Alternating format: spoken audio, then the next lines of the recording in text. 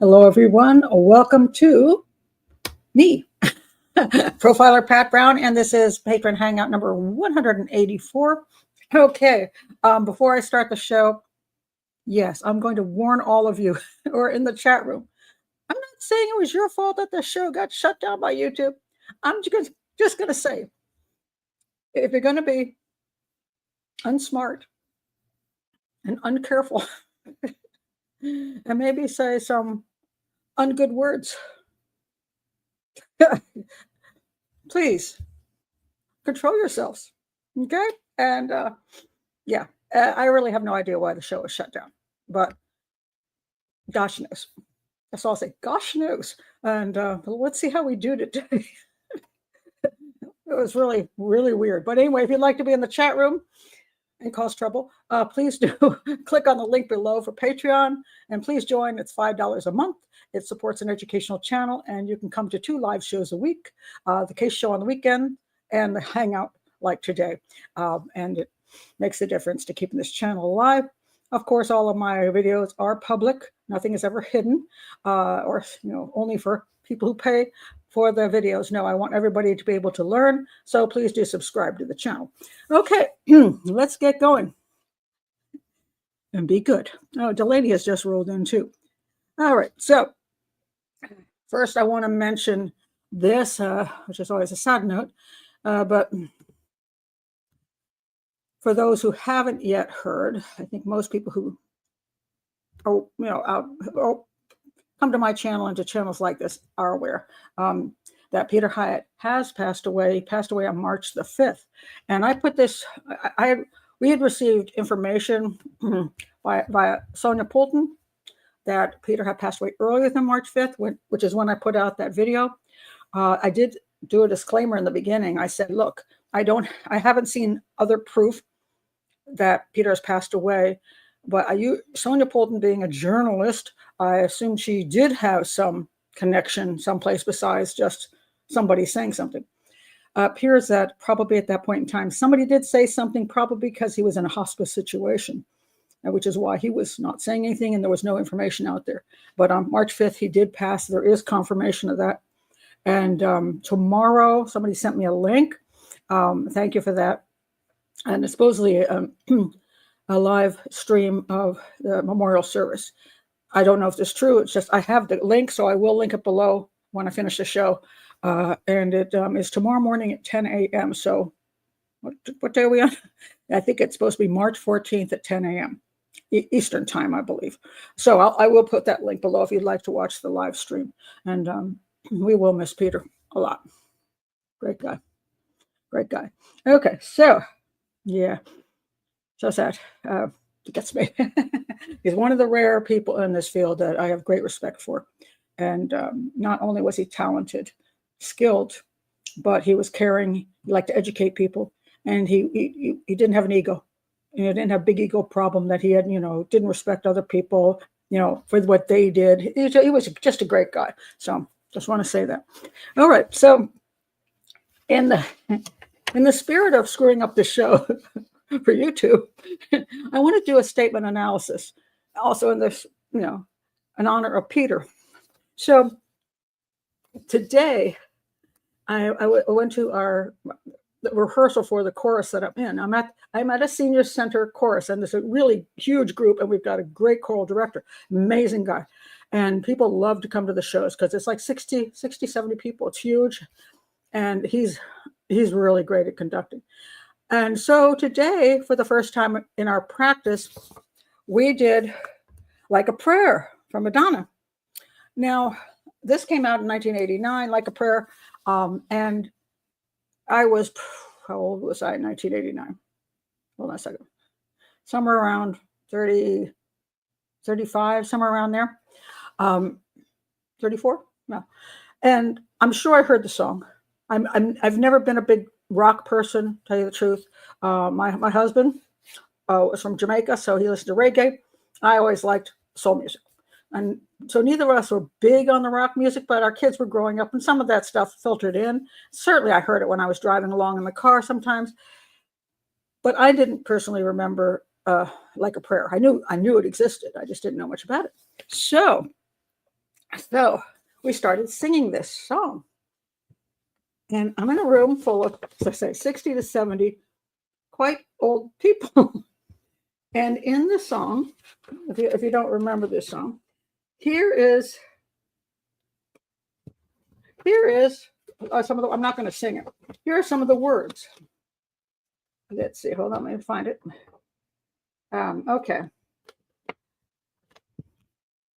When you call my name, it's like a little prayer. I'm down on my knees. I want to take you there. In the midnight hour, I can feel your power. Just like a prayer, I know I'll take you there. And I'm like, what? What? And then it's repeated over and over and over again. That person is down on their knees, taking somebody there. Somebody is powerful that you are now on your knees in front of. And I'm like, are we singing a song about a blowjob? Don't do this to me, YouTube, really. This is educational. And I'm like, I mean, immediately that came to my head. I'm like, I do statement analysis. This is about oral sex. Now I know it's mixed up with religion and racism, and it is Madonna's Madonna. I've seen the video, which apparently I think she lost a whole advertising contract over the Vatican banned it. I mean, apparently very offensive to Christians, especially Catholics. And I had never seen the video, and I didn't really know about the song until I was sitting there trying to sing it. And I'm like, but it's about a blowjob, and I was surprised that, so I'm listening to all these people sing, and it's really hard to look around and you see these 85-year-old, 90-year-old women shouting out how they're getting on their knees, and there's some dudes getting on their knees too. And I'm like, and it just bugged me. And so I did check before I spoke up, because I'm one of those people that speaks up. So I did check online to say, am I just losing my mind here? Because I know this is what it's saying. I mean, it may be mixing it with like a prayer. It's not a prayer. It's just like a prayer. And clearly, if she's how would she say she's going to? Here's the thing. In the thing, there's in the video. Essentially, what happens is I think there's a white woman who is attacked by white guys and raped and murdered.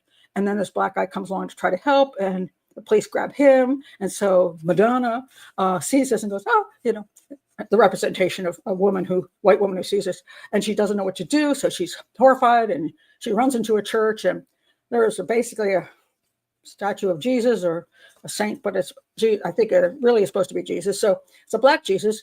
And then she ends up kissing his feet, and then she ends up kneeling in front of him, and then eventually she's laying on a pew, kind of looking like she's having fun by herself.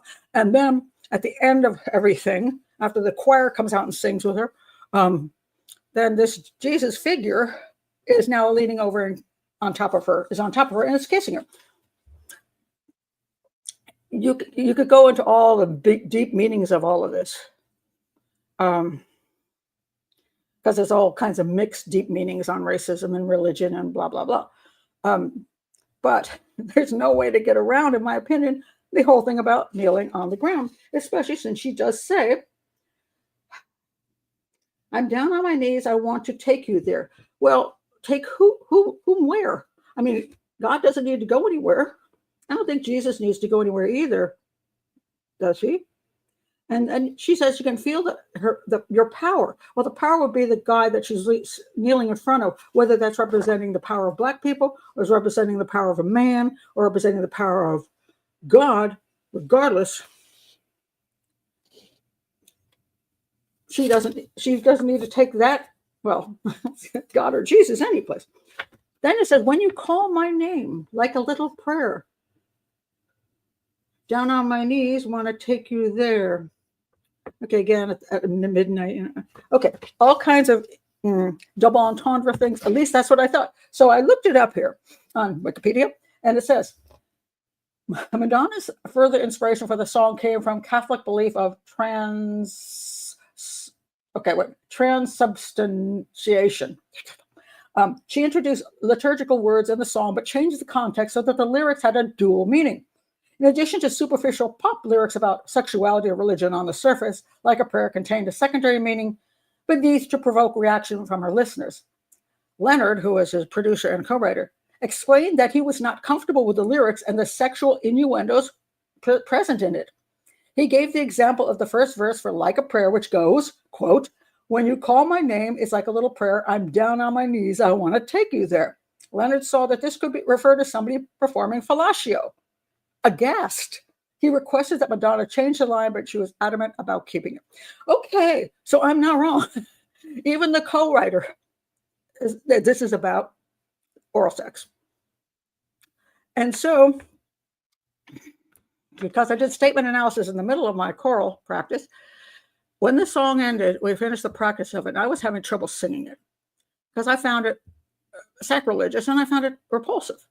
Even if you, some other nice ideas in there, whatever. Still, I don't want to sing it. And I really don't want to see our seniors out in public singing this song. But I'll have to say this, almost nobody knows. They don't get it. People do not get the meaning of that. They just glaze right over it. Nobody there got it. So I went, choral director, and I stood up and I said, look, I'm uncomfortable with this because she is talking about giving a blowjob. And everybody's like, they're like,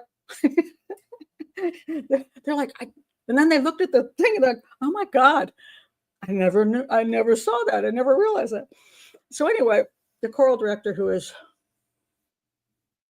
much younger and much more part of the theater industry, said, oh, if you don't want to sing it, just don't say anything during the song. But hey, it's there's a lot of double entendre stuff in many songs. I'm like, yes, but we're a senior choir.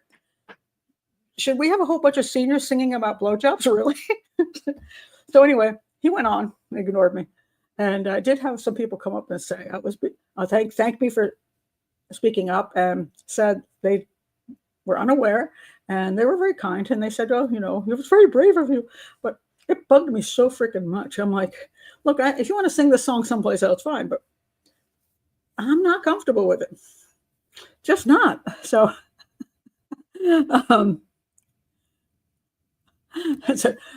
Tina says a lot of lyrics are very inappropriate. This is true and have double meanings. I'll stick with my Christian rock. No double meanings. To me, it's a shame in general. I mean, I'm just a person that thinks, why can't you just sing a nice song? Why do you have to put sex into songs? I mean, I don't find that particularly necessary. I like the old romantic songs, and a little bit of I love a Barry White song, and he was kind of very sensual, but he still wasn't gross. It wasn't WAP. Oh, and one of the things I said to people, I said,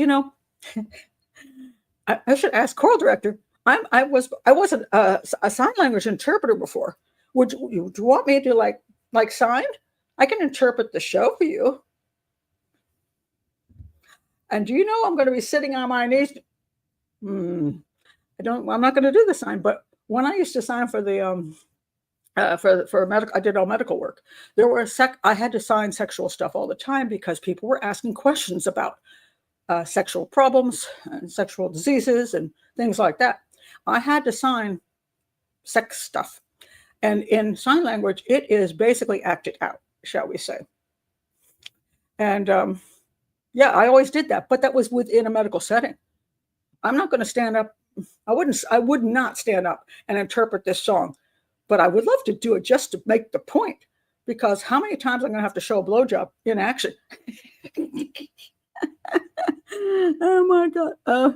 Oh, she doesn't know at this point what that means. And most people don't know. They just, because it's so much, it's couched in stuff. But then there's, people will say, oh, maybe she didn't mean that. It's Madonna. She knew exactly what she was doing.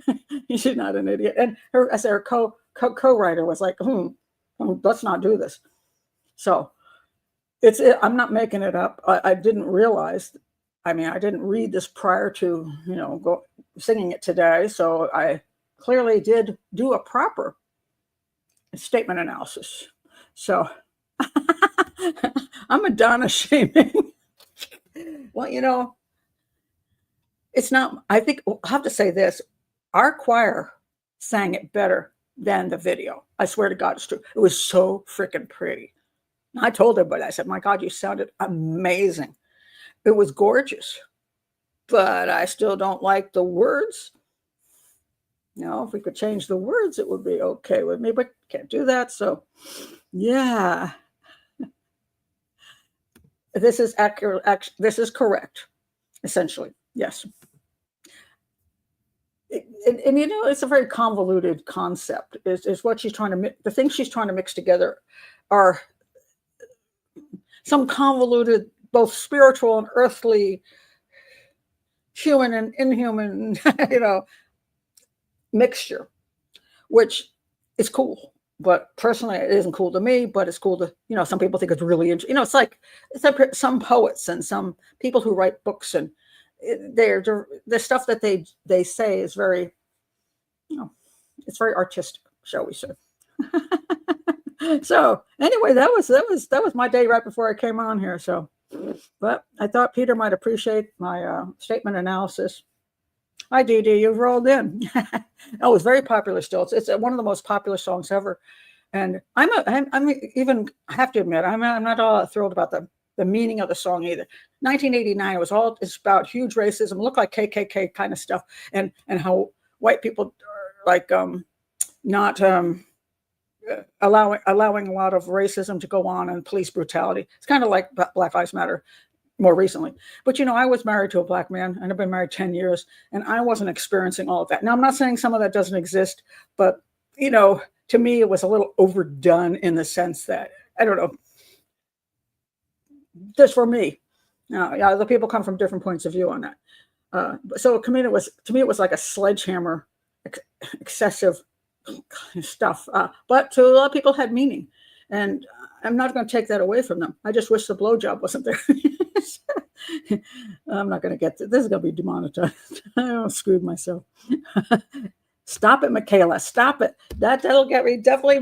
That will do me in right there. Don't say that. Don't say that. Okay. So anyway, don't know what'll happen to this show. Probably get demonetized. But this is educational. See, this is my problem. Sometimes it's funny because you have a show that essentially I'm trying to educate, and you have other shows that are full of gossip and nastiness, and there's never an issue with them. And then I say things like certain words I will not say unalive ever, except to say I'm not going to say it because I think it's stupid. And since we all know what unalive means, what's the point? I mean, it's just stupid. It's stupid to say things to cloak something. And on top of that, eventually, you can say unalive only so many times before the algorithm or whatever the electronic thing is that pulls words out will pull that out and do the same thing as if you said the S word or the M word or the SA is another thing. I'm an educator. I can't say stupid words. Won't do it. Okay. Let's move on to something else, but that was my experience today. So I want to talk about Lucile Lacorellu. Since I know UK people are here, it's late, so I'm going to roll to that. So Lucile Lacorellu, Paul, you brought this up. You're like, oh, they're doing an investigations of the hospital officials now, and this is true. However, I'm looking at this going, did the defense team really get to everybody? Because the defense team has rolled out these medical people, as we've seen in many other cases, all saying Lucile Lacorellu is totally innocent, and there's a huge conspiracy to cover up killing off babies in hospitals, and they just decided, oh, Lucy, let's just pin it on Lucy. And oddly enough, Lucy just was there all the time at these things happening, and she also had all kinds of issues. But lucky for them, they found a perfect fall guy, And I'm like, now is that what's happening? And I'm like, that makes no sense to me. However, that is not what's happening. They are not going after the administration because it's a conspiracy theory against Lucile Lacorellu. here's the real problem. And this, I believe 100%. And I've seen that, I mentioned this before in my video on Lucile Letby and other videos that I've done on nurses and in hospitals where people keep dying off, and the hospital's like, they try to ignore, they do all kinds of things, but they don't want to admit because they don't want to get nailed with huge lawsuits. Sometimes they'll get rid of the person, but they won't tell the next hospital that that person is questionable because maybe they don't have enough proof. But it's tricky for the hospital as well, because they're in a situation where if they can't, how quickly can they prove something? And if they just take somebody in and say, you can't work anymore because we're suspected of killing patients, then that person can turn around and say, sue them. So it's a messy situation. So anyway, Letby bombshell from the Sun. Staff at hospital where Lucile Letby murdered babies could face prosecution over deaths amid her lawyer's review bid. Now, see, this makes it sound like it's all about she didn't do it. It's not what it's about. Police announced today they had widened their scope of their investigation to include gross negligence manslaughter for staff at the Countess of Chester Hospital. What does that actually mean? All right. Detective Superintendent Paul Hughes, the senior investigating officer for Operation Hummingbird, looking into the deaths of a baby, said they've widened their probe. In this statement, in October 2023, following the lengthy trial and subsequent conviction of Lucile Letby, a Cheshire constabulary launched an investigation into corporate manslaughter at the Countess of Chester Hospital. This focuses on senior leadership and their decision-making to determine whether any criminality had taken place concerning the response to the increased levels of fatalities. This is the whole thing, the response. In other words, things were happening that were concerning. Like you always expect certain babies who are in serious condition. Some babies aren't going to make it. That's why they're in the unit, and they've got, nurses standing about them because the chance of their survival is really limited. And a lot of those babies will pass away. But when babies start passing away at a higher rate, this becomes concerning. At that point, the administration has to say, hey, wait a minute, something's fishy here. Either we have something seriously wrong, like our incubators are over incubating, or we have a killer on the loose, or we have what? Something pouring into the system. It's like poisoning the children. What is it? As our inquiries have continued, the scope of the investigation has now widened to also. He added that these offenses were separate to corporate manslaughter, and instead, he's got two. Let me reread the next part. As our inquiries have continued, the scope of the investigation has now widened to also include gross negligent manslaughter. He added that these offenses were separate to corporate manslaughter and instead focused on the negligence or inaction of staff. Inaction, again, staff get suspicious, but they don't do anything. They're like, what? Wasn't Lucy in the room the last 3 times babies died? I don't want to rat her out. I don't want to accuse her of something. That's what they're talking about. It is important to note that this does not impact on the conviction of Lucile Letby for multiple offenses of murder and attempted murder. So that's what it's really about. And that's what it should be about. I do not believe there was any conspiracy where babies were dying right and left, and they decided just to pluck Lucile Letby out and make her the guilty party. I believe Lucile Letby is guilty. And I believe that the bigger problem might be that she was allowed to get away with it way too long, as this happens in many hospitals.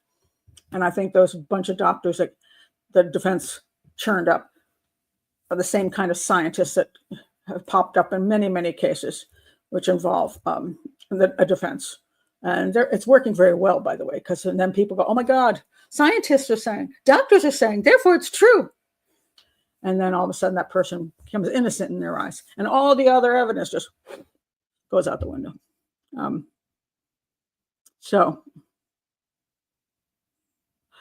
That's a good question. I like that question, Delaney. Do schools get charged if they ignore bullying and someone ends up being killed? Well, there is that case in Maryland right now, that the parents did. I don't know if they're suing or they're going to sue, but yeah, that becomes a big issue. If the school knows that a child or children are being put in danger by other children, in my opinion, they have to do something about it. Oddly enough, if a child comes and say, I'm being abused at home, they're supposed to report that to social services. But the child comes and says, I'm being abused in the school and nothing is done about it. Isn't that the same thing? Because essentially, once a child enters the school grounds, the guardians are the teachers. And if a guardian allows a child to be harmed, then it is a problem. Of course, we've got such incredibly ridiculous schools these days that allow such bad behavior that we have students attacking other students. We have students attacking teachers, and not much is being done because bad behavior doesn't seem to be a big issue these days. So, if bad behavior wasn't allowed, yeah, some children would be removed from the school. But then the schools are worried about being sued. So it's the same thing as the hospitals. So,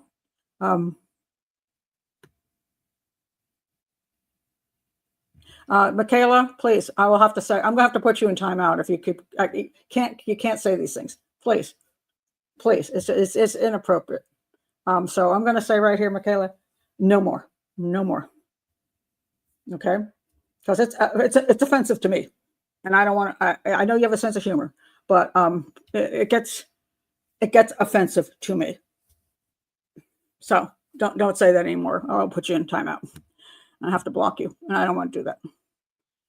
Okay, that is not true. It's simply not true. I am putting you in a timeout. So, sorry, Michaela.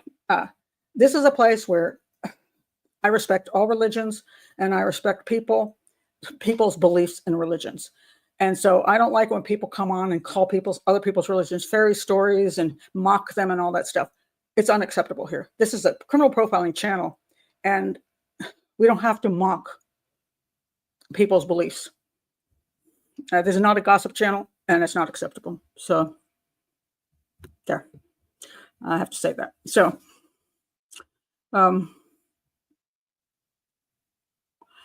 anyway, yes. So that's what I will ban. Even if I like a person, I will ban a person if because it's not acceptable, and you have to know when it's not acceptable.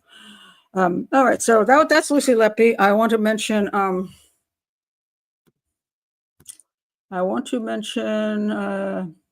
The other UK case at the moment, which would be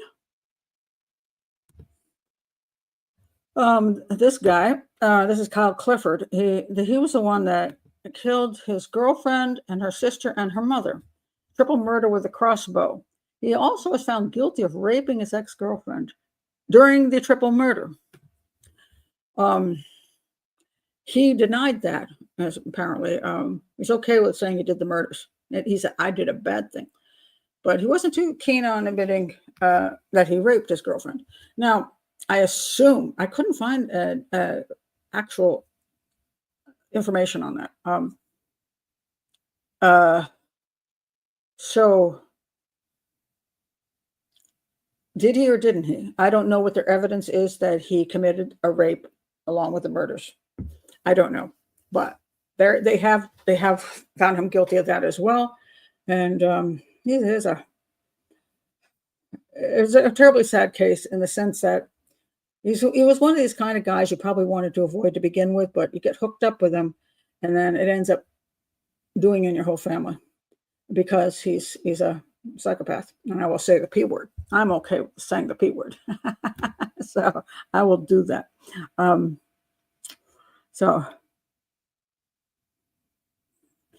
So anyway, yeah. Let's see.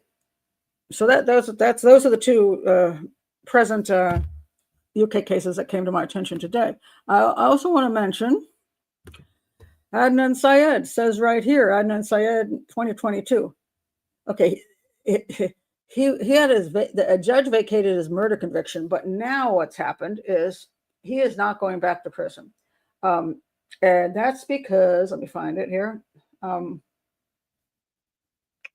on a second. Adnan, where are you? Okay. He will not return to prison. Why?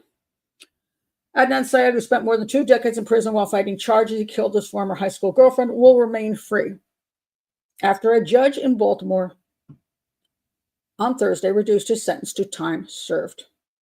The ruling effectively brought an end to a sensational case that received widespread attention starting in 2014. That's when the Serial podcast came out. Now, so all these people, the podcast was downloaded more than 100 million times. And people are saying, oh, no, he's innocent. No, I believe he's guilty. I did a whole video on that, laying out the evidence. I believe he's guilty.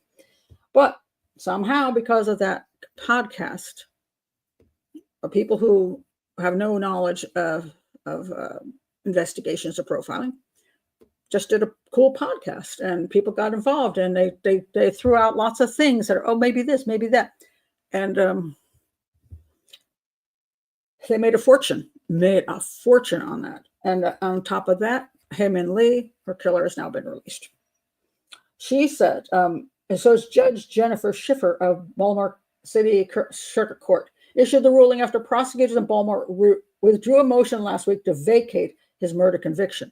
So finally, they decided they would not vacate his conviction, the prosecutors, which I was surprised, actually, because this whole thing has become very political. However, when they didn't vacate it, this judge just rolled through and said, okay, fine, you're not going to vacate his murder conviction. Here's what I'll do. I'll just say time served. So she said that he was not a danger to the public. He's 43 years old. I'm going to say, if when you were, I don't care how old you were, if you abducted and murdered your girlfriend, that made you probably a psychopath. At 43 years old, you'd still be that. Now, will he commit a crime like that again? How is he a danger to the public or not? I call that a situational crime. He's not a serial killer. He was pissed off that his girlfriend defied him, and he didn't want anybody else to have her. So he in my opinion, he got rid of her in anger. Now, will he ever do that again? Well, I guess if another woman pisses him off, yes. So all I can say is this. In my opinion, if you're a woman who dates Syed, you're an idiot. Why are you dating a guy who killed his last girlfriend? He's not a danger to society anymore. Well, are you not a part of society? If you're going to hook up with a guy, and maybe I can't remember if he's already hooked up with somebody and somebody's already married him. Because these guys always get married in prison because there's some fool who'll go, oh, I think he's innocent. And then they start seeing him in prison anyway. So she issued this ruling. Let's see. She presided over the hearing, and so she said he wasn't a danger to the public. She has no idea that he's not a danger to the public. And the interest of justice will better be served by a reduced sentence. What interest of justice? If he's guilty of abducting and murdering his girlfriend, justice is life in prison or a death penalty. How is this serving an interest of justice? It's because this judge thinks he's innocent. That's what it comes down to. Interest of justice will better be served by a reduced sentence of time served. So in other words, it's like the Menendez brothers. They're getting their hearing in June, their parole hearing in June. It's like the Menendez brothers. It's like,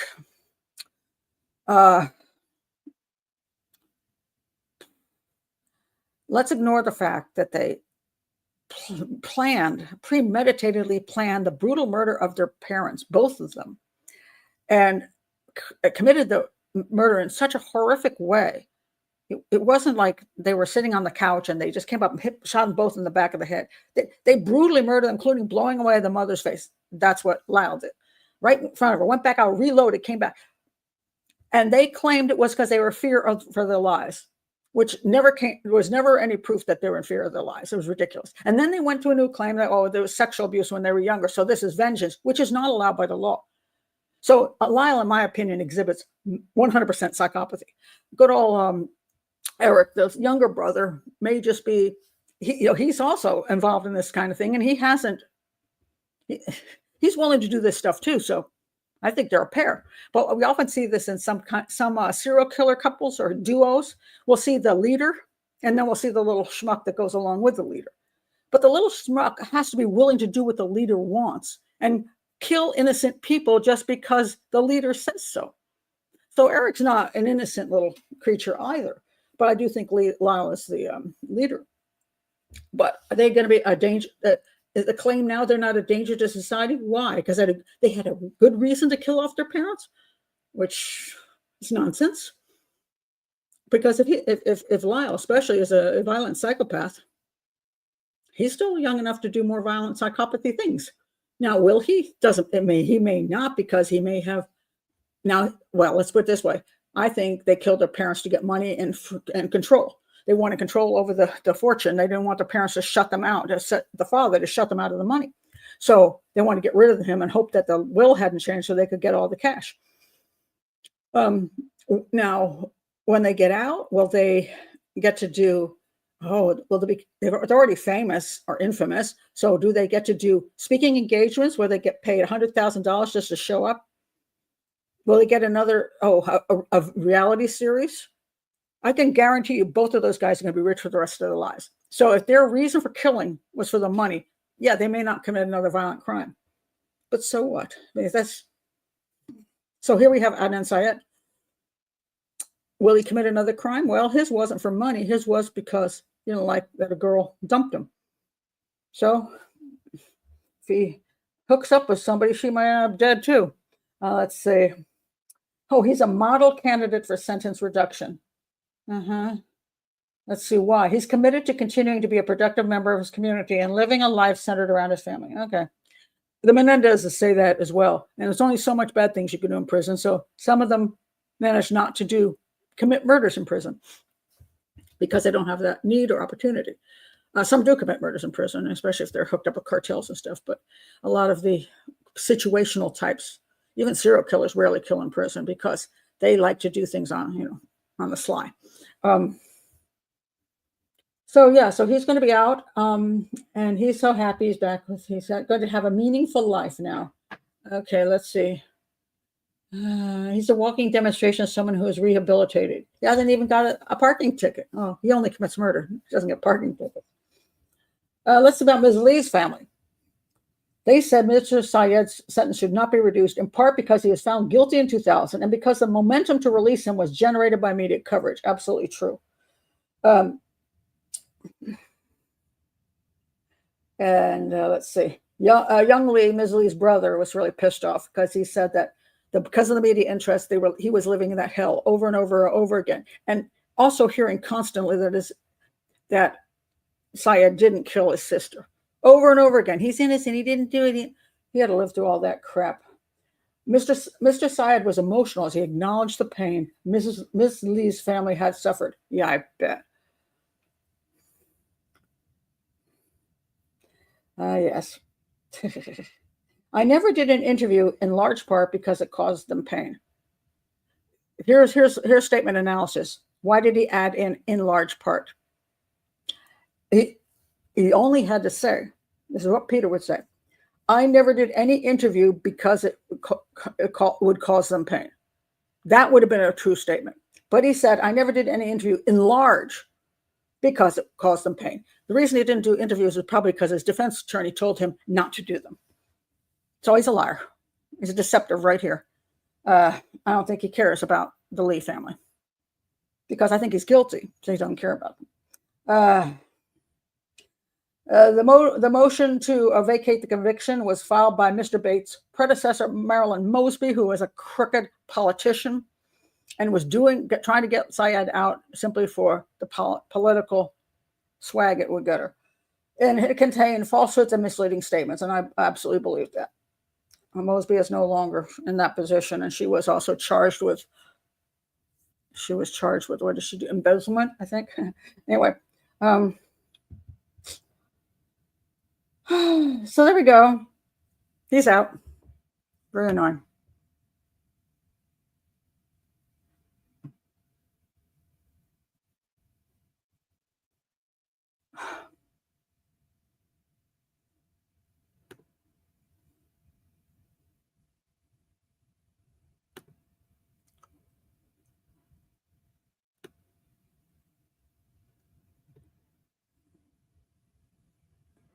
on 1 second. I have to deal with something here.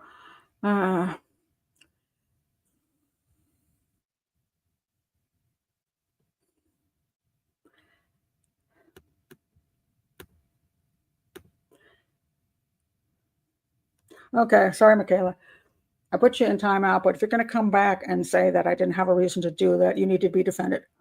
I'm going to simply have to axe you from the show. I do think you may have been the reason the show was shut down on Sunday, and that's just not acceptable. The chat room is meant to be to talk about what I'm talking about. It's not meant to be to have huge amount of side conversations or to say things that are so questionable and offensive to people that you get a lot of people upset, and apparently a lot of people were. So I'm sorry, but I think you'll just have to, at this point in time, watch the videos elsewhere. But that's just going to be the way it is. But sorry, because I do find some of your humor funny, but you got to know when it's just too much, and that's why I banned you temporarily, and you came back, and yeah, it's not okay. So now you're banned. Sorry to say that, and I will do that because I have to keep some control over the chat room. Some people say, why do I even have a chat room? Why do I do live shows? Because I enjoy people who are part of the community. It's very hard for me to just do videos all the time that you just do the video and you put it out there and you don't ever see anybody or talk to anybody or communicate with anybody to answer the questions or whatever. I personally don't find that enjoyable.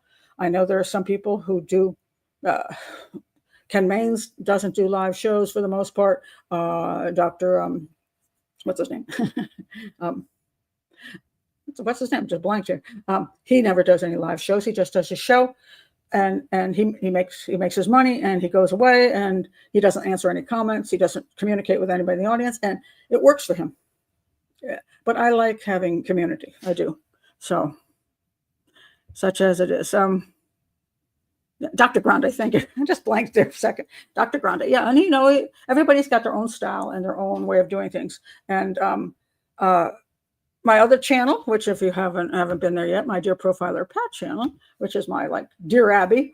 No, that's not live show. They're short little responses to people's letters to me. Dear Pat, Profiler Pat, what do you think I should do about this? And I enjoy doing them, but they are very short too. And I may do my third channel, which is going to be my School of Criminal Profiling. That will not be live because I'm trying to do small educational blocks of information on forensic pathology, serial crimes, psychopathy, criminal profiling, and forensic. Did I already say that? Forensic pathology, crime reconstruction. So there'll be 5 playlists, but each one will be on a point about how should serial homicides be investigated. For example, that might be a question, and I will answer that. And so there will be no live on that. This is meant for education for detectives and for profilers to be, and other people who just want to learn about this. That won't have that. But just doing that, when you work out of your home, it's just kind of lonely. And so I like having everybody here. I do. I like having you here, and so, yeah. So, but but still, I have to say this. This show is still a show that I'm doing. The chat room is to be here to communicate with each other and to communicate with me, not to run a whole different program. So there is a level of excessive side talk, which is unnecessary. And I will say that here. I'm not going to say that during a regular show. This is a hangout where we're more relaxed. Question. Menendez brothers, what happens to their inheritance if they go out? They think they already spent most of it, as far as I know. I don't know where I haven't looked back at that in a long time, so I'm not sure how much of that got wiped out. They went on a massive spending spree after they killed their parents, and that's one of the clues, because the way they killed their parents, if they were just in fear of their lives, they would have done something simple and quick, and they would be horrified, and but they weren't. They were joyful. They were having fun, and they took the money and they just blew it and spent it. They lied that they didn't do it, that some mafia or cartel came in and killed their parents. They did a whole fake thing. None of their behavior has anything to do with them fearing for their lives. It had everything to do with the one to get rid of their parents because it benefited them financially. And they didn't have to control. I mean, they may not have liked their parents. Maybe their parents, the dad, maybe he was extremely controlling. I don't know, but he did pay for their schooling. He made sure they got all the things they needed to start businesses and play, I think, soccer. I mean, so, you know, that's what parents do. And if your parents are going to spend all this money so that you can do these things, they're probably going to want some say in it too. And if you're not well behaved and you're doing bad things and squandering money and other stuff, they're going to also say, I'm not going to give you more. So I'm not in their home. I do not know what they lived with. There are many people in life who live with parents that are less than perfect and sometimes absolutely horrible. But what you're not allowed to do is kill them in vengeance. You can kill in self-defense. But they did not kill in self-defense. They killed for vengeance or for the money or both. So I think all that, the rest of the stuff is nonsense. And I don't know all the details. So I don't remember. Okay. So you'd have to go, you need to go to Wikipedia. I don't remember all the details of that case. I'm not obsessed with the Menendez brothers. I simply comment. I have a bunch of videos. You can go check out the videos. Go to the search engine at YouTube and put in profiler Pat Brown, and then put in the Menendez brothers, and you'll see the videos I've done on the case. And but I am not a news channel, and I am a profiler. So what I don't do is just tell a story and then have all the teeny little details in there and maybe do 10 shows on it because I want to put every little detail in. I don't do that. So my point is to make a point. If I can't make a point, I don't do it. I let somebody else tell a story, but I don't do those things. So anyway, wow. That's interesting. Cauliflower says, I just heard about some lady in Connecticut, I think that's Connecticut, that kept her stepson captive for 20 years. He set fire to the house to get out, knowing he could have died as well. That guy has a right to kill stepmommy. Okay. Now there's that huge deal on what's her name? It's my brain is okay. The one who got her mother killed. Somebody give me a name. Somebody give me a name. What's her name? Who got her mother killed? Got the internet boyfriend dude to kill her mother. Give me a name, somebody.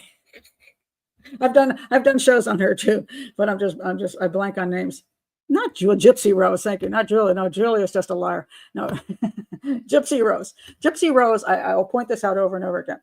Gypsy Rose was kept in captivity and tortured for a good portion of her life. And just because sometimes she got to go out of the house and go to Disney World or something, it doesn't mean she wasn't in captivity. She was horribly manipulated, abused by her mother, who is clearly a psychopath, Munchausen syndrome by proxy. And she stunted her daughter. She stunted her daughter physically. She stunted her daughter emotionally, and she stunted her daughter educationally. She stunted her in every way possible. So eventually, when she got old enough and got on the internet, she found a psychopath named Nick who wanted to rape and murder women. And everybody says, oh, Nick is so innocent. She just pushed him into it. No, Nick couldn't wait for this. And he found a girl that he thought he could have this sex fun with. And she finally was able to reach out. Now, somebody said, well, she could have just left home. Well, she tried once and her mom came after her and brought her back. But worse than that, she had no skills to leave home. She wouldn't be able to get work. She had zero skills, literally. And she couldn't figure out how to get away from the mother. So yes, did she get Nick to kill off her mother? She did. Did she go to prison for it? Yes, she did. You know why she went to prison for it? Because theoretically, you can't hire a hit person. Now, mind you, she was truly trapped. Now, I disagree with people that it was so easy for her to leave the home. It wasn't. She was also suffered from Stockholm syndrome. And so did she deserve to go to prison? I think she did deserve to go to prison, but I also think she shouldn't have gotten life, and she didn't. She's now out. And some people say, well, now that she's out, can't you see that she too is a psychopath? I'm not going to label her that. I will label her probably emotionally disturbed in some way or other. She suffered she believes that prison helped her. I think she's still highly emotionally young. And do I think she craves attention? Yes, she does. She does crave attention. But I can't really blame her. So she craves attention, and she's got a reality show, and she's doing all these things, and she's getting guys. And now, do I think it's healthy? No, I said that in my letter to her. I said, letter to Gypsy Rose. I don't know if she ever read it. I'll listen to it. It was a video. But I recommend it against all the things she's doing. But it's very attractive. People get really easily sucked into doing television stuff. They're getting a ton of money. They're getting makeup. They're getting hair. They're getting people saying, "Oh, I love you. It's amazing." So I'm not surprised she went that direction. So I do not think she's emotionally stable. What kind of issue she's got? Could she have turned into a psychopath because her mother was one and made her one? Possibly. Could she be a narcissist? Possibly. But I won't say she did. The things she did were different than what the Menendez brothers did. And Nick is still a psychopathic creep and a murderer because he wanted to kill. He wanted the thrill of killing, and he liked stabbing her mother. So that guy deserves to be in prison the rest of his life. He doesn't have autism. Autism does not make you a murderer. So, and that is also very true. It was her mom you instinctively want to trust and love them. Stockholm from birth. Yeah, she had 100% control. And there were no brothers and sisters in the house, no father in the house, just mom. And some people who are psychopaths like that and are and they're really good at manipulation. So it isn't that every moment of your life is terrible. Understand that. It's kind of like when a person is hooked up with a partner who is problematic. It's not like the partner beats them 24 hours a day. There are sometimes when the partner will do nice things. And then you say, oh, well, see, I guess he just had a bad day yesterday because today he's taking me to dinner, that kind of thing. Because you see the mix. So mommy knows how to give you your toys that you would like and sit there and watch movies with you and eat popcorn. It's all exciting. See, those things are good things. And so then you can't balance out these are good things. And is she really doing these bad things? So that's the way it works. And so, yeah, I hope so. I hope the baby will be safe. That's what you hope. So I don't think she is, which I think she's probably got some serious problems. Oh,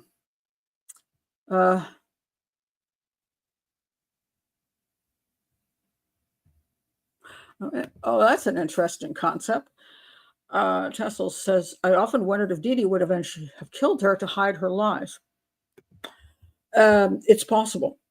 And so again, the whole thing I say about psychopaths all the time, you're either useful or in the way.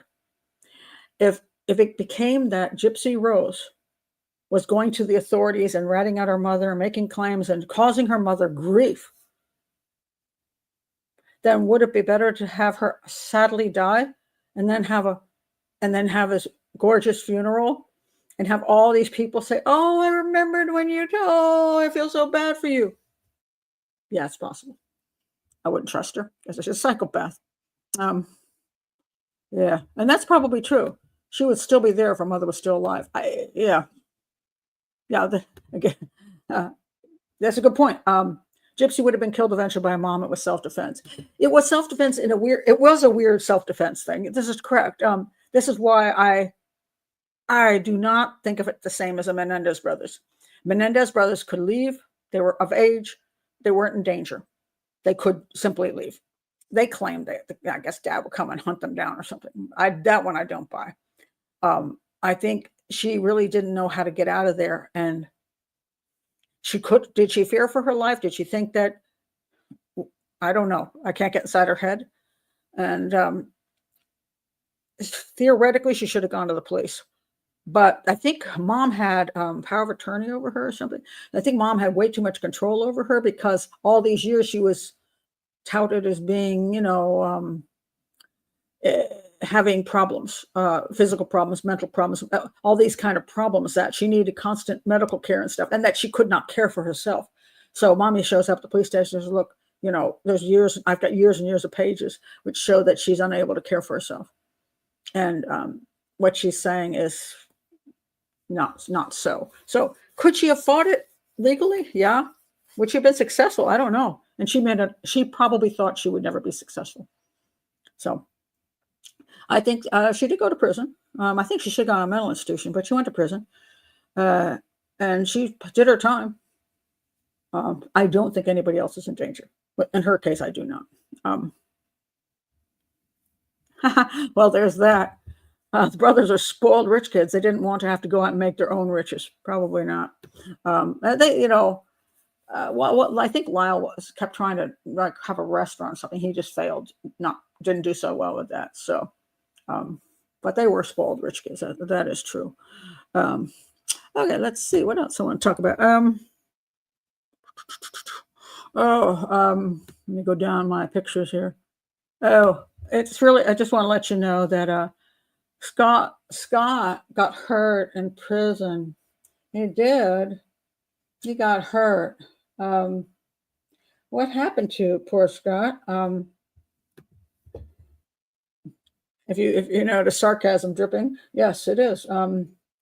He was injured. Now this to me, really, does it matter, and do we care? Scott Peterson, the man convicted of murdering his wife and unborn son, was injured after an interaction with another person at the prison. He received minor injuries. Who cares? So this is news. You're a prisoner. You get a little scuffle. This is not news. If you'd been murdered, it would have been news. I tell you, the media is just retarded. Yeah, yeah. Poor Scott. And believe me, I still get people saying, I really do believe he's innocent. And I'm like, yeah. Now, this is an interesting case that,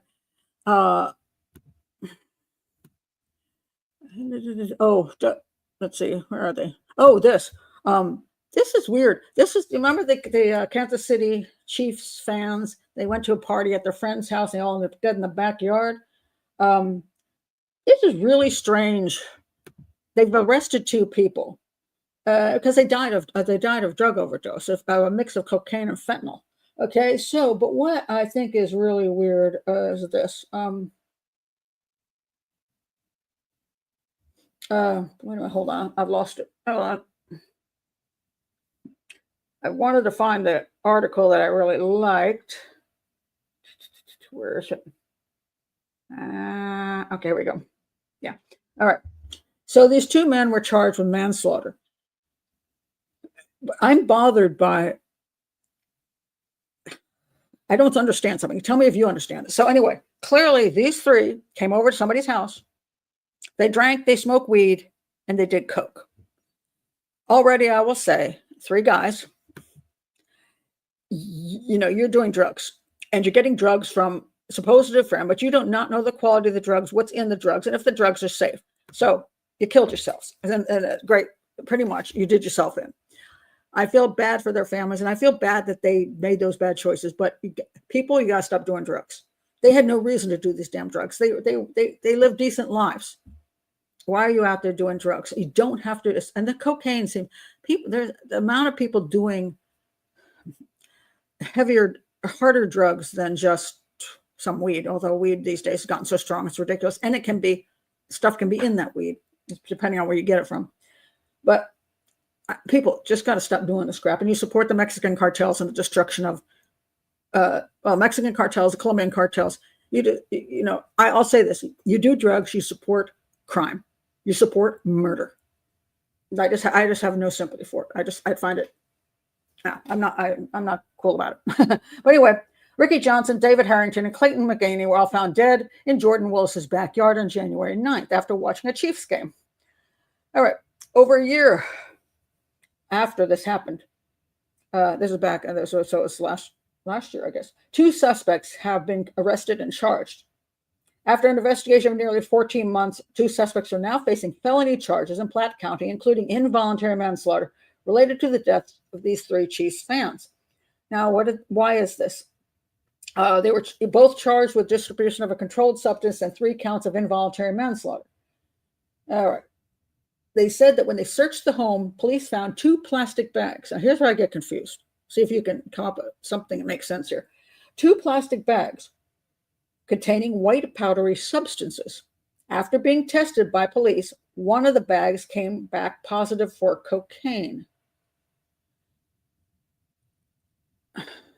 The other bag contained fentanyl.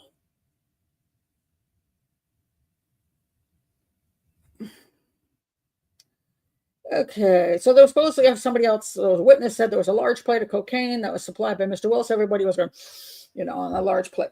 They smoked marijuana and used cocaine. They all died of fentanyl and cocaine combined toxicity. So here's my problem, which I don't understand. Oh, I'm going to ask you, what doesn't make sense here? And maybe there's some other place that has better information. I haven't found it yet. What doesn't make sense? Well,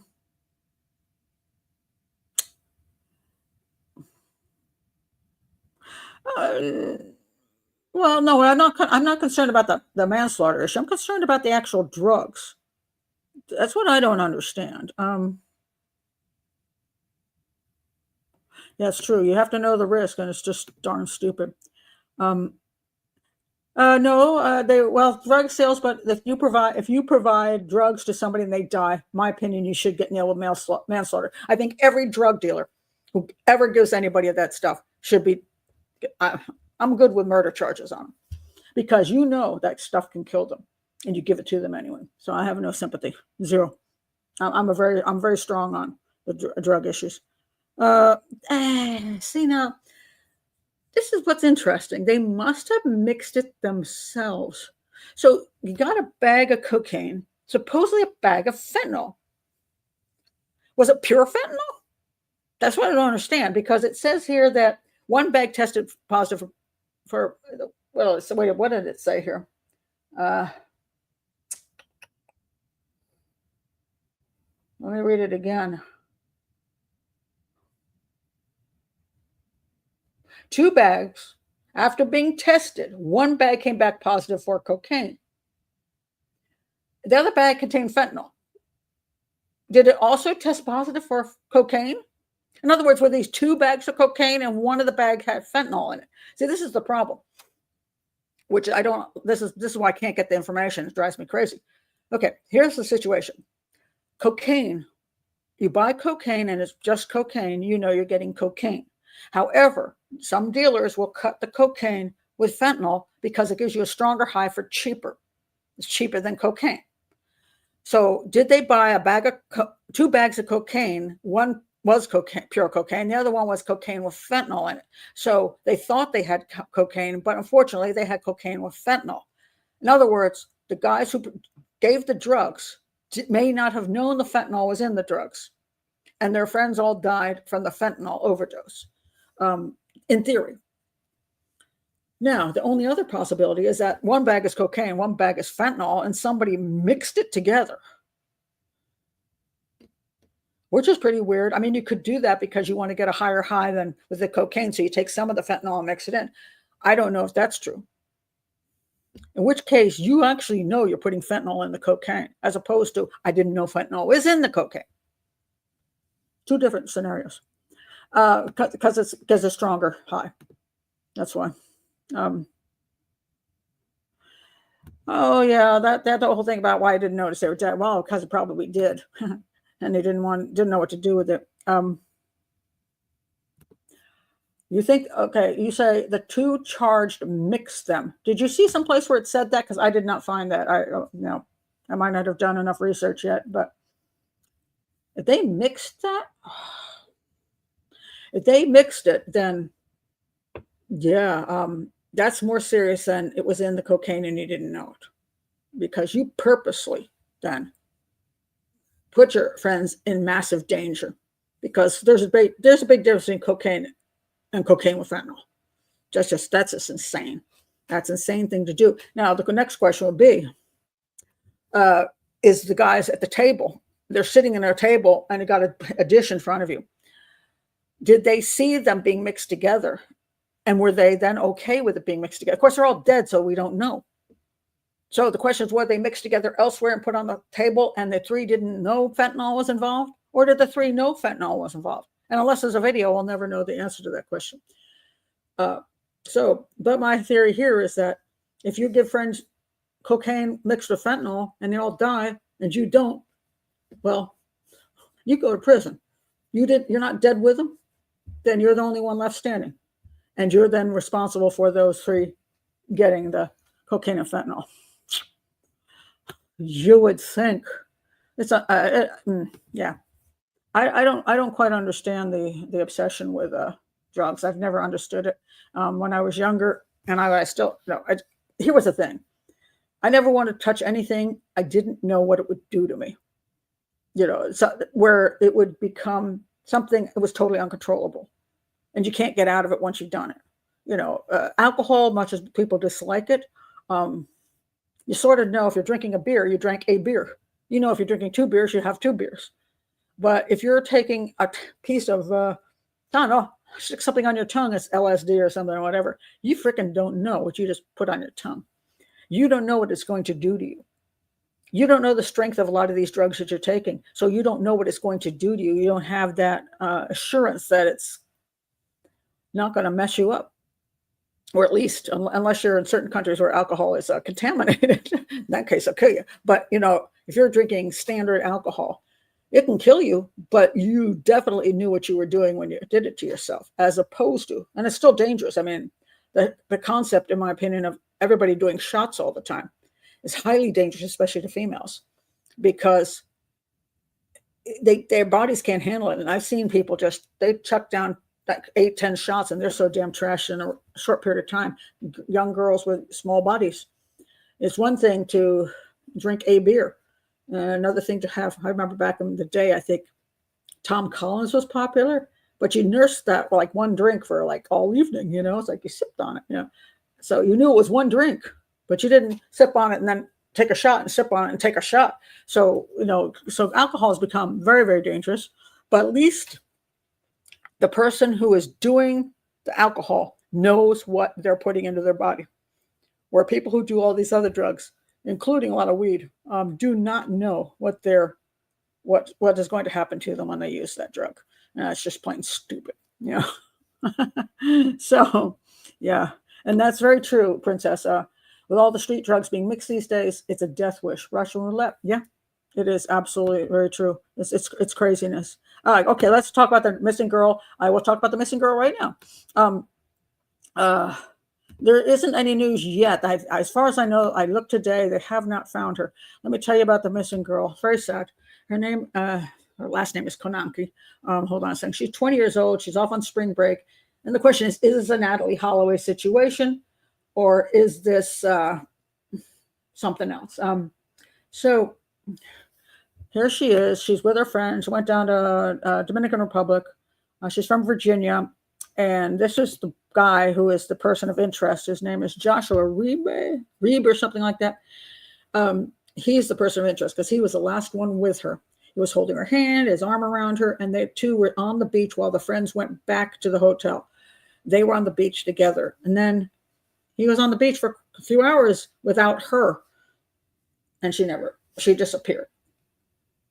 Okay, so what happened? And what are his claims?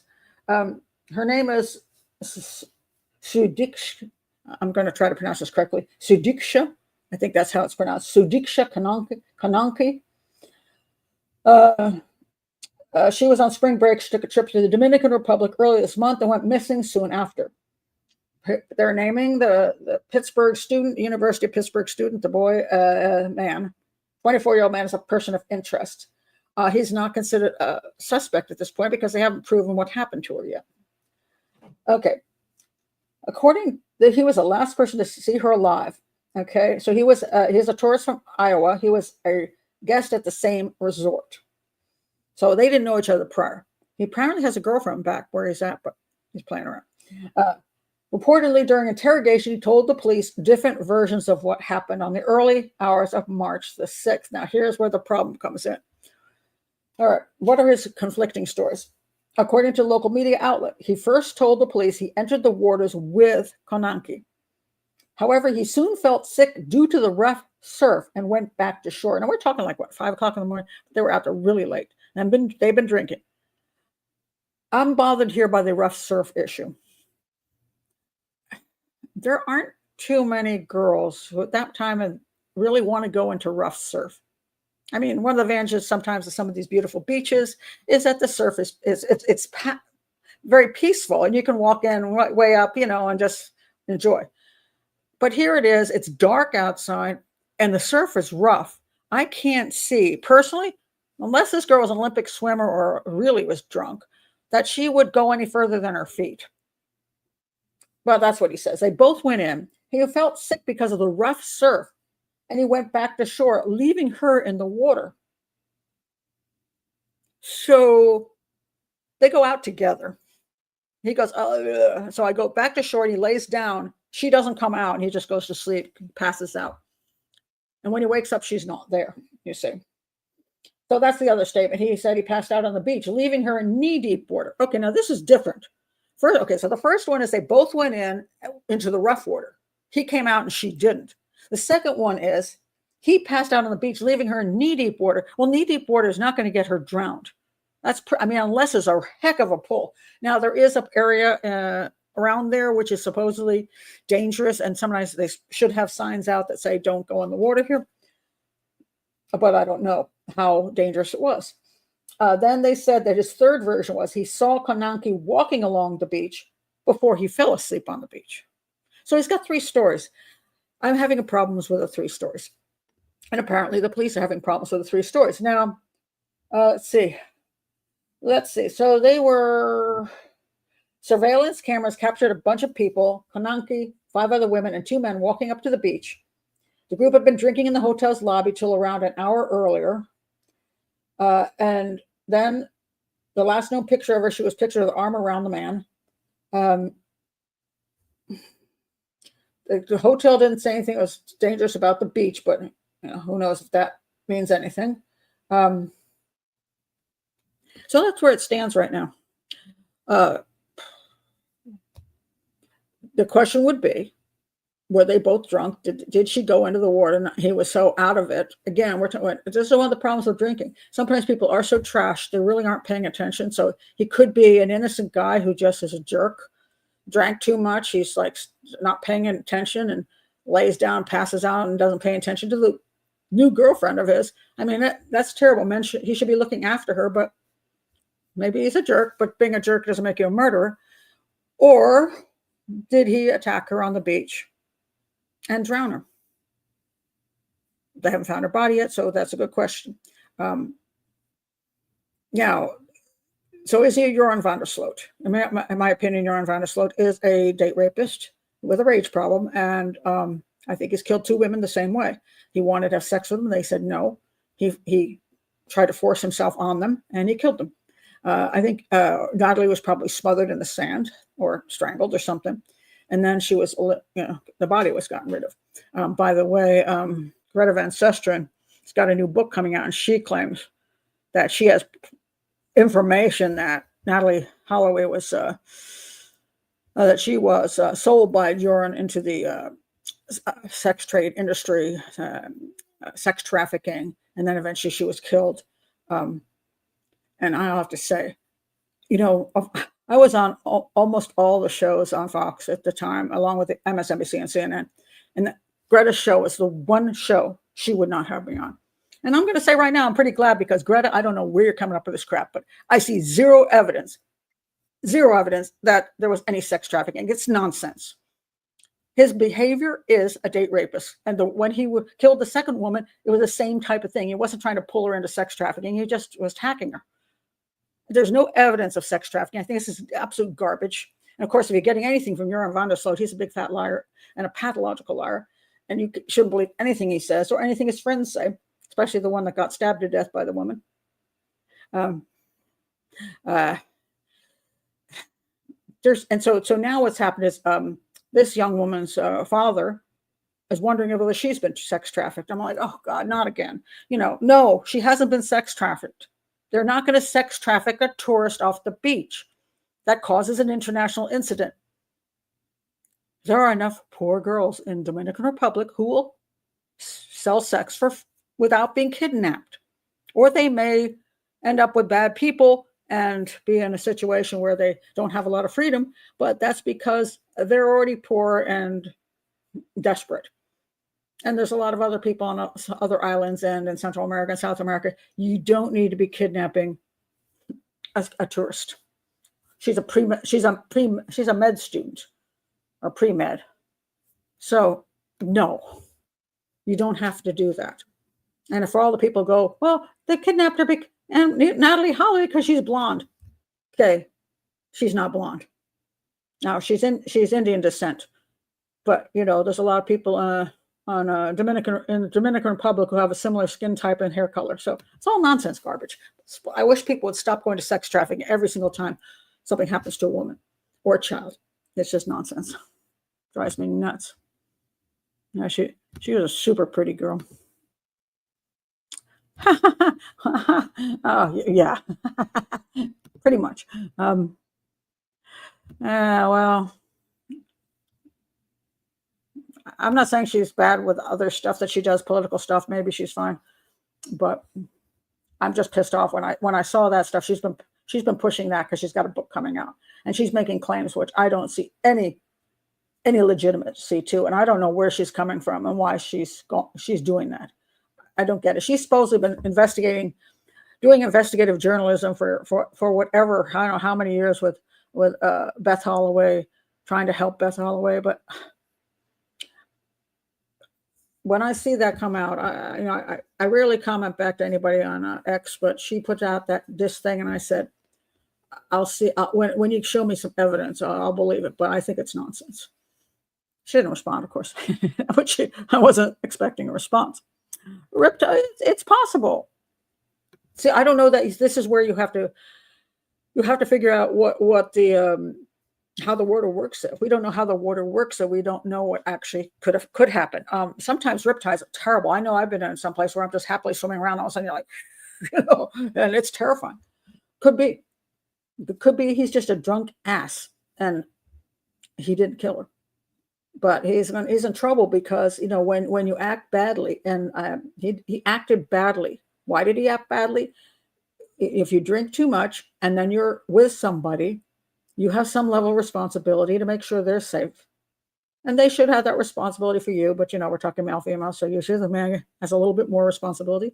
She shouldn't have been out there with him. This is true. She was foolish. Natalie was foolish. The girl in what was it? Where is Iran Vandersloot these days? Which country is he ruling? Is it Peru? Peru? She was foolish too. She went back to an hotel room with him, a stranger. We people need to stop being foolish. Yeah, because especially when there's options. I mean, there's weird times in life when there's like literally no option. But if you've got an option, you don't need to be in isolated places with people you do not know. So. Oh, you've been to Punta Cana, okay? Yeah, I don't know. It's a good question. Well, that's true. Young adults don't always make good decisions. No, they don't. Yeah. And how many people have done excessive drinking and nighttime swimming? It's not unusual. People do it in lakes and drown. People do it in rivers and drown. So, yeah, that's why we have so many of those claims of the young men who end up in the drink. Someplace they're ending up in a lake, they're ending up in a river. And people, the stupid smiley face killer theory keeps rolling around, even though these are many, many different states in the United States. Over years and years and years, this serial killer team is drowning college boys, without leaving a mark on their body. It's just nonsense. It's called alcohol and water. They go together badly. And, remember the young man in Tennessee, right? And people were just, the internet went nuts because they wanted to say he was murdered. And I'm like, no, everything shows that he was alone when he went staggering off of that away. And he went in the river. So why does he keep changing his story? Well, that's a good question. Well, first of all, the police are saying that. We don't know what's true and what isn't. We just don't.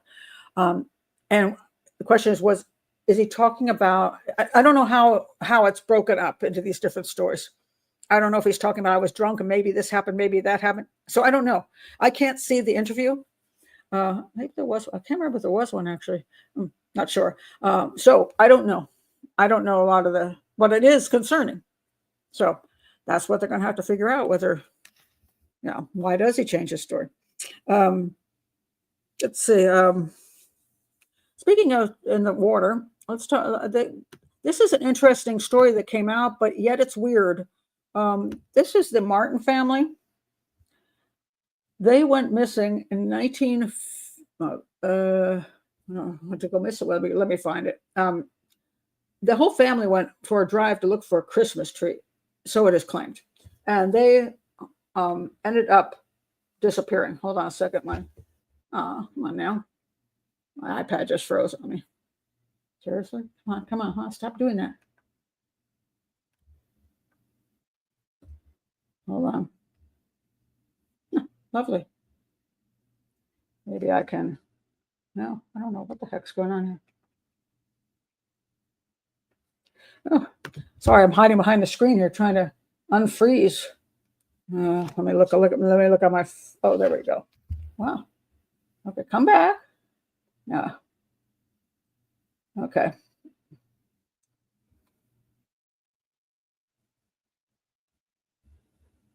It's still frozen. I'm having trouble with my iPad. I may have to spring for a new one. It's gotten slower and slower and slower, and is having these weird things like freezing and not. So I don't know what the issue is at this point in time, but I might have to cave and get a new one. Okay, let me find it. So this family, the Martin family disappearance, 66-year-old case. It's a hell of an old case. They went for a Christmas tree and they vanished. 2 bodies were found in the river. Let me read it to you. I found it. Okay. December 1958, Kenneth Martin, his wife Barbara, and their 3 daughters took a drive through the Columbia Gorge to gather Christmas greens. 2 days later, when the family was reported missing, they didn't show up for work. They struggled to find leads until the bodies of Sue and Virginia were discovered downriver in 1959. The remains of Kenneth, Barbara, and their eldest daughter have never been found. More than 68 years later, a car was found in the river, a frame of a car. Now, it's interesting. This guy has been searching for this family forever. Independent diver, archer male. He used all kinds of methodologies, actually very fascinating, to find this car. And he started looking into the lock system and all kinds of stuff, which is all too much for me to understand. Upon closer inspection while diving, he discovered a feature in the canal at Cascade Locks, a pit which he estimated to be 83,000 cubic feet in size. And then so he studied this, and he got permits to begin dredging the pit. So what happened was, November 2024, he found the undercarriage of the vehicle that allegedly belonged to the Martins. He was able to see the rear wheel, gas tank, and rear bumper, and noted the tailgate was also ajar. Okay. He said he, quote, broke off the license plate holder that still had the small metal registration tags attached. Before going to the police, he carefully measured what he could of the car dimensions. He continued to visit the site, and then he started having health problems. He notified the authorities of his findings in February. Commercial divers now have assumed the recovery efforts. And so here's the thing now. So they found they found the chassis, and crime scene tape has now secured the boat launch. But this is where it gets interesting. So he did this incredible amount of work, but they say they cannot yet confirm the car belonged to the family. So they did not find any bodies in there, which is not necessarily surprising, but they didn't. It's been a long time. And I don't know how much everything's broken down, where bodies could get out of the car, skeletons could get out of the car. I don't know. It's in winter, so I don't know. Was it winter? This was over in where? Let me back up here. It was in December. Where does this happen? Wait a minute. Columbia Gorge. It is, where is it? Um, I always love it when it's a local paper, so they assume you know what state it's in. I thought it was out west, so I'm trying to find the exact state because I was trying to figure out in December how cold was it, because that could indicate whether first of all, whether the windows might be open. Also, of course, they could have been in the river and tried to open the windows and that allow flow so that the bodies could float out of the car at some point. But the bodies had never been found except for the two girls. So in theory, we don't know what happened still. First of all, it isn't yet proven this is the car. It probably is, but it hasn't been proven to be the car yet. Give that guy credit for working so hard. The second thing we don't know is there were a lot of theories whether they're murdered or not. But the basic theory is that car went off the road and that was just an unfortunate accident. Of course, then the question comes down to is why did the car go off the road? Was it an accident or was it murder-suicide? That we may never know. So even if finally the bodies are found or it's proven to be the car, we'll never know exactly what happened. So it's not really, I don't think it's going to be all that solved. I think family members would like to believe it's an accident, but we never know. That won't be the first person who's like, guys driving along thinking, my life sucks, I'm going to take everybody with me. But we won't know. But it's very sad. I mean, what's interesting is the guy spent so much time trying to find that. It was Washington, was it? Oh, Oregon, thank you. I knew I read it earlier in another thing, but yeah, so when you get to the local papers, they just tell you the names of the town and you're like, what state? What state? Could you please just add the state in for people who, especially these days, because once upon a time, you had a paper that was your town's paper. So you knew it was your town's paper. But with the internet, you're getting stuff from all over the country and all over the world. So chances are, if you mention something in that paper, you may have no clue, even what country you're talking about. So you have to try to determine that. But what happened to them, I don't know that we'll actually know. Let's see. I just want to point this out. Oh, this is just horrifying. Actually, this story on Sam Nordquist went to New York to meet, had an online romance with somebody for a long time. Then went into this motel or hotel or whatever. It was a motel for quite a while with this person. And then this person and all their friends and some children kept Sam in captivity and tortured Sam until Sam died. But they're saying now that there were children involved, and that's why the police were so horrified. And I'm trying to find the story. Children were forced to watch torture. They're going to try to prove that. Oh, wait a minute. All 7 defendants tortured Sam Nordquist, and they did so because they enjoyed it. Because Sam is a trans man, the question was this a hate crime? And they said here that they don't think it is. And where's the thing about why they don't want to charge a hate crime? Because they're saying, oh, here we go. Acknowledging that many people will question why the 7 defendants were not charged with a hate crime. Ms. Wolford argued the case was bigger than a hate crime. A hate crime would make this charge about Sam's gender and Sam's race, but it's so much bigger. To limit this to a hate crime be injustice to Sam. So, and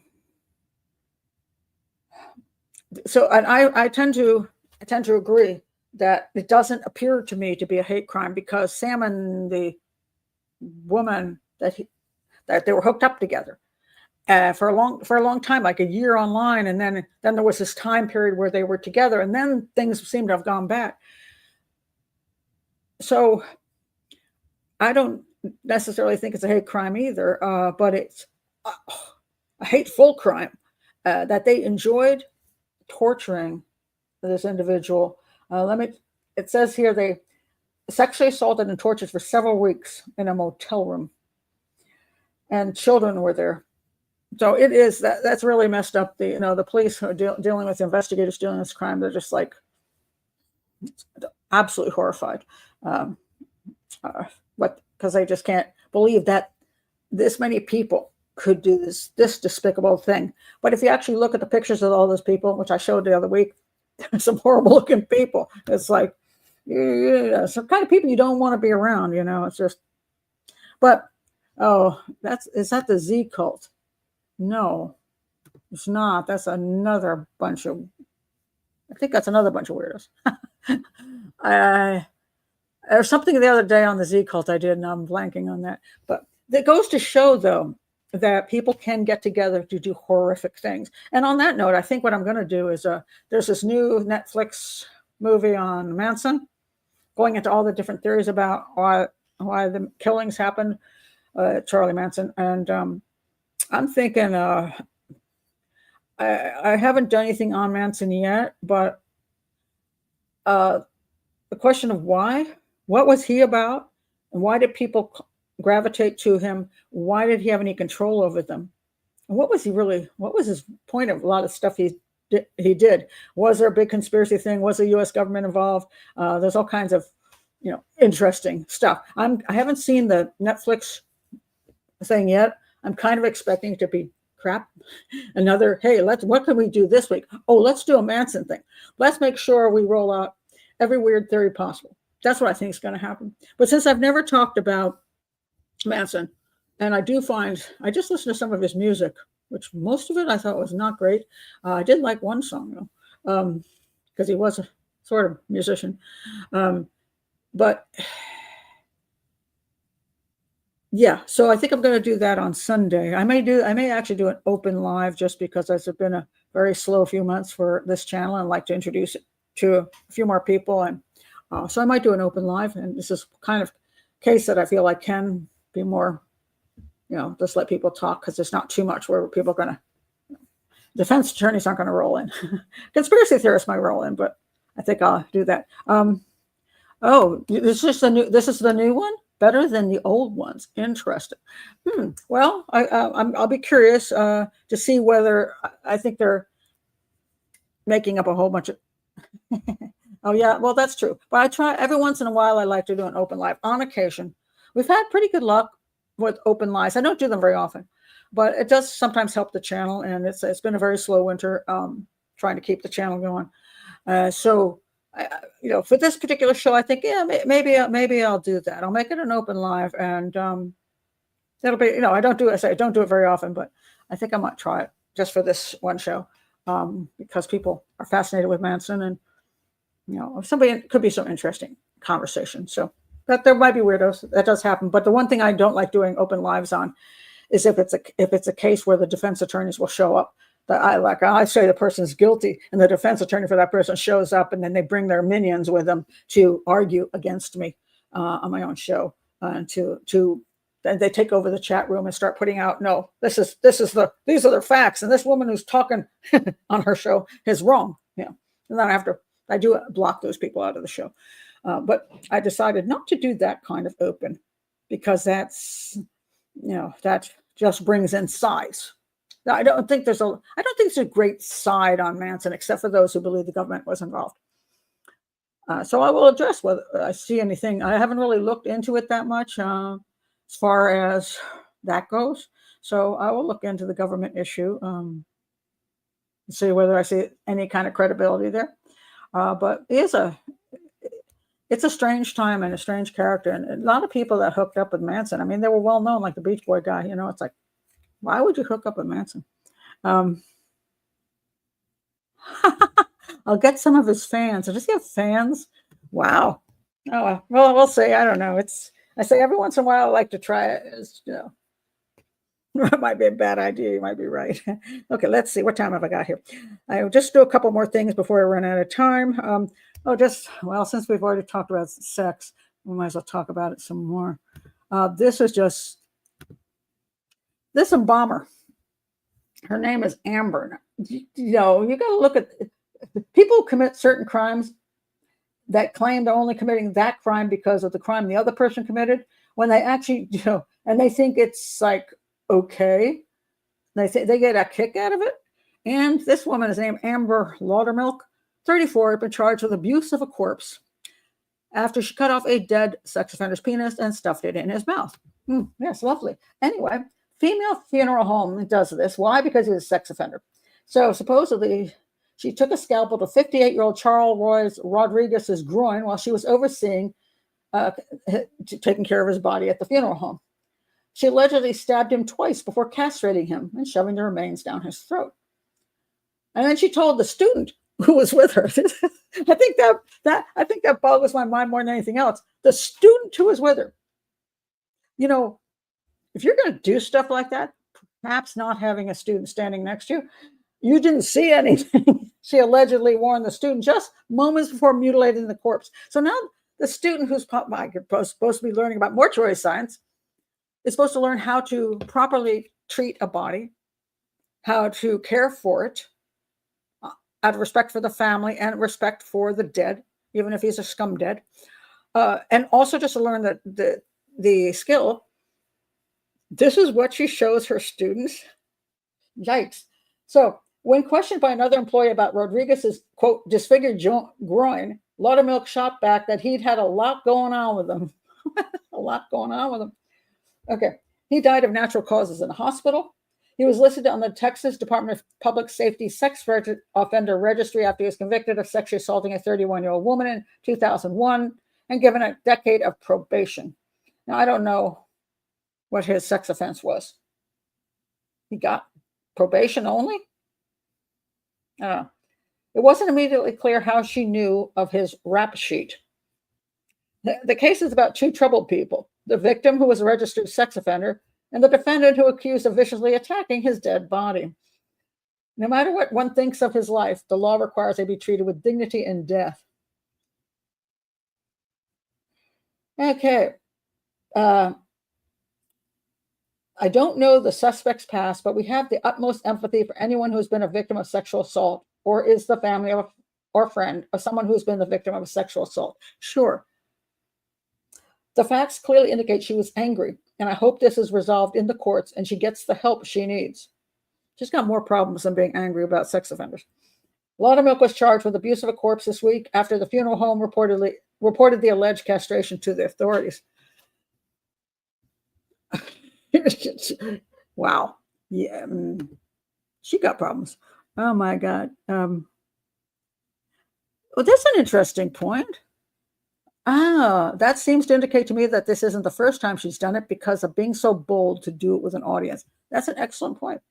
One does wonder, does she hate men in general? You know, if it's a body that's not going to be seen by the family, in other words, just, I don't know, if they're just not going to actually, well, most of the time, you're not supposed to see the body. I mean, when you have an open casket, you usually don't have them lying there naked. It's like, dang, what happened? Dude, I mean, that's not usually, they're usually dressed. So you wouldn't notice it anyway. So, because you're the one who's doing all that stuff. You're also putting, I think they're also the ones putting the clothes on and putting the makeup, all that stuff that they do to a body. So they're essentially, she could have done this like 100 times. You're right. If they actually dug up all the bodies she'd worked on, one wonders how many are disfigured. Good point. Excellent point, Cauliflower. Very good. Yeah. Oh, how does the mortician know all this about him? She Googled it. Well, one would think one would think. And I thought that was just, it's like, wow. It's a lot of whack jobs here. I tell you. Just to make a simple point, I say all the time, never leave your young child with a boyfriend. So here's this character. This is Teron Christopher. I can't pronounce his last name. Been charged with murder in connection with the death of a 7-month-old boy in Montgomery County, Maryland, that he was babysitting. Don't leave babies with boyfriends. I've said it over and over again. Babies and little children are exhausting, and they drive parents crazy. And it's our love for our children that keeps them safe. You hand that child off to somebody who's like, doesn't care about that kid hardly at all. And that baby screams and screams and cries and won't shut the hell up. That person may become violent with your child. Stop doing that. I say it all the time. Say it again. Just not a safe thing to do. Another not safe thing to do is to, where is it? Hold on a second. Where did it go? Hold on. We have to have a lost picture. This is it. This is my lost picture. It's lost. Where'd it go? Hold on a second. See if I forgot to click it.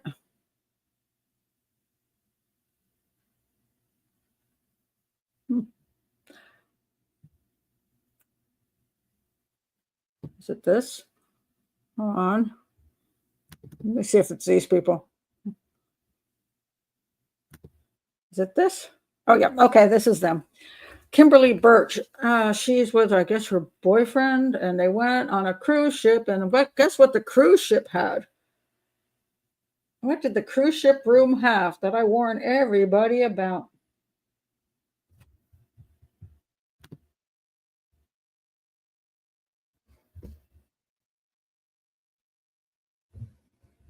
So, what does the cruise ship have? The dangerous thing on a cruise ship that they don't seem to be doing anything about? Thank you. A balcony, private balconies. You know, I personally think they ought to have cameras at every freaking balcony, because it's gotten to the point where people keep going off the balcony of these cruise ships. I mean, and I guess the reason I don't have it, generally speaking, is that the balcony is still a private area. So you could be out having sex on the balcony, and because you can't be seen from another balcony, theoretically, you don't want a camera on you. But I think they could have some method of having a camera, like at least seeing the whole side of the ship, maybe, or something, because people keep going off the balconies. And here's another case of, let me see, this is the former Pussycat frontman, his fiance, Kimberly Butch. Okay. So it says here, she has died after a tragic fall, which we do not know yet whether it was a fall or a push, just to let you know, during the quote 80s cruise on the Royal Caribbean vessel Explorer of the Seas. Kimberly Butch reportedly fell, quote, from a room balcony on March 2nd, the very first night of the 7-day cruise, following an alleged, quote, heated argument with the 60-year-old rocker. Okay, they confirmed that happened about 20 miles from Freeport, Bahamas. They deployed a helicopter crew and other personnel to assist, and they have not found her body. So that said here, let's see, the family says what? Okay. Butch had traveled on the cruise to support Down, who was scheduled to perform with his band during the nostalgic event. They had been in a relationship for about 5 or 6 years. Okay, so 5 or 6 years is pretty good. It wasn't somebody she didn't know, and appeared to be enjoying the trip prior to the tragedy. Just hours before her fall, they shared, this is that picture who shared it? Butch shared it. So Butch shared the picture. Where'd that picture go? Yeah, here we are having fun. We all look fine now. Okay, and then after she shared the picture, then the fiance called her mother to inform her of her death. It remains unclear whether Kimberly jumped or accidentally fell from the cruise ship, though the mom is confident Kimberly would not purposely hurt herself. So we don't have murder in the picture here, supposedly. It's like, did she commit suicide, or did she get drunk and sit on the balcony and fall over it, which happens? Or did somebody throw her off the balcony, which would be the fiance? Carnell noted that Kimberly, that's the mother, had been drinking on the cruise, which she described as out of character for her. She doesn't drink at all? Okay. She also mentioned that her daughter had an argument with the fiance before the tragic accident, but she didn't think she was depressed or experiencing emotional issues and been looking forward to the trip, which had just begun. They don't just got on the ship. It's the first night of the cruise. I mean, that's quick. According to a passenger on X, here's something you can believe, a passenger on X, which we don't know is really a passenger. Said she jumped from the balcony to the eighth floor room following an argument with her partner. I don't know. Somebody literally saw that, or is that all bull that somebody said they saw something? So I don't know, but those private balconies, I would like to know. I might have to look that up. How many people have gone over on those private balconies? I mean, I would like to have, if I'm on a cruise ship, I would like to have a private balcony. Absolutely. Because when I did cruise ship speaking, I always got the crap room. And so, it's just dark in there and it's, I feel like I got a little closet. But to be able to go out and sit on the balcony and by yourself and not always have to go up on the ship, especially with somebody you just want to sit and talk, I would like a private balcony. But I also probably would not sit on the balcony. I would also not get so drunk that I fell over. And I would hopefully only go with somebody I didn't think would push me over. So, those things, you have to take those three things into, that's what we don't know. They said she was drinking and that was odd for her, but how much she drank enough to fall over? But somebody said she jumped over. You have an argument, you jump off the balcony? Wow. I mean, that's a hell of an argument. 5 to 6 years is still not married. That's a good point. That is an interesting point. I've said that to many people. I've seen these. Dear Abby, I've been with my fiance for 6 years, and I think he's got a problem with marriage. You think? Didn't she put like a deadline somewhere along the way? Either we're not getting married. Some people don't want to get married. They want to live together. They're going to be companions. They're going to be significant others. Not everybody wants to get married. That's fine. But both of you should be on the same page. So if you're going to be engaged to somebody and you just never know when the date is you're going to get married, there's something wrong there that doesn't make a lot of sense. So maybe we should have a little bit more of a timetable. Yeah, it sounds amazing and it's expensive too. That's for sure. Let's see. I do want to mention this guy. No, that's not the guy. We did mention that guy. This guy is literally a date rapist. These people that claim they've been roofied and probably haven't been. This guy, I'm going to say, they got evidence on this dude. So this is a date rape student among most prolific of predators. Now this guy, he's a PhD student. PhD. Been convicted of drugging and raping 10 women. May turn out to be one of the most prolific sex predators we've ever seen in this country, according to lead detectives. Chinese national Zhengzhou Zhou, 28, attacked 2 women who've been identified and another 8 who have yet to be traced. And I'll tell you why. This is what the London Crown Court heard. University College of London was where he filmed. This is how you get caught. Filmed 9 assaults as souvenirs and kept a trophy box of victims' belongings, including jewelry and clothing. So what he did was, there may be as many as 50 victims. And so what did he do? Oh yeah, he's got all this. He's got, wow, some girl's hair here. Somebody's sock, earrings, hair. I didn't take a picture of this, but all right. As well as the 11 counts of rape, he is found guilty of voyeurism, possession of extreme pornographic images, and false imprisonment. The crimes took place between 2019 and 2024, so he was 5 years of this. Hidden cameras were discovered by the Met Police in his bedroom, as well as ecstasy and an industrial chemical the human body turns into the date rape drug GHB. 7 of the rapes happened during the pandemic in China. The evidence of those attacks was video shown to the jury. He showed him having sex with unconscious women or semi-conscious women. 4 of the rapes took place in London. The 2 women were identified and gave evidence. The other 2 rapes are the same woman, but she's never been tracked down. They don't know who she is. Jurors, this is where I'm not fond of having civilian jurors. Jurors had to watch footage of 9 of the rapes during court proceedings, appearing visibly upset and being given regular breaks as the material was shown. That is cruel, unjust punishment for innocent people. These people did nothing wrong except be good citizens, and you're forcing them to watch rapes. Sexual perversion that, people never would see in their lifetime. To have them watch that, that's just, to me, that's just cruel. Absolute cruel. I think it's sick. And I also think it impedes their ability to, you want to, again, be very professional and very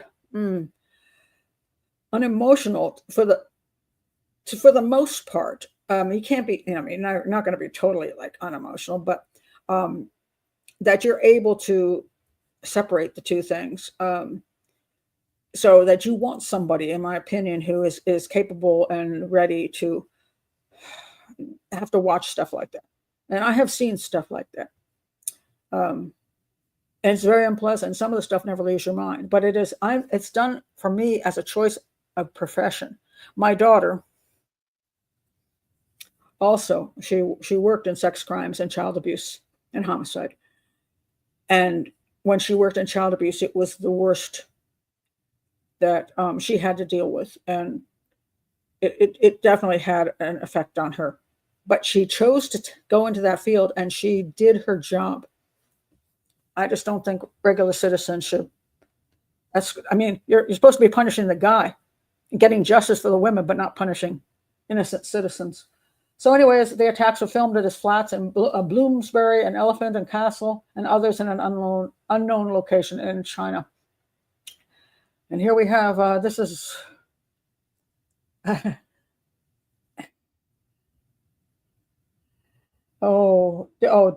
here's his excuse, by the way.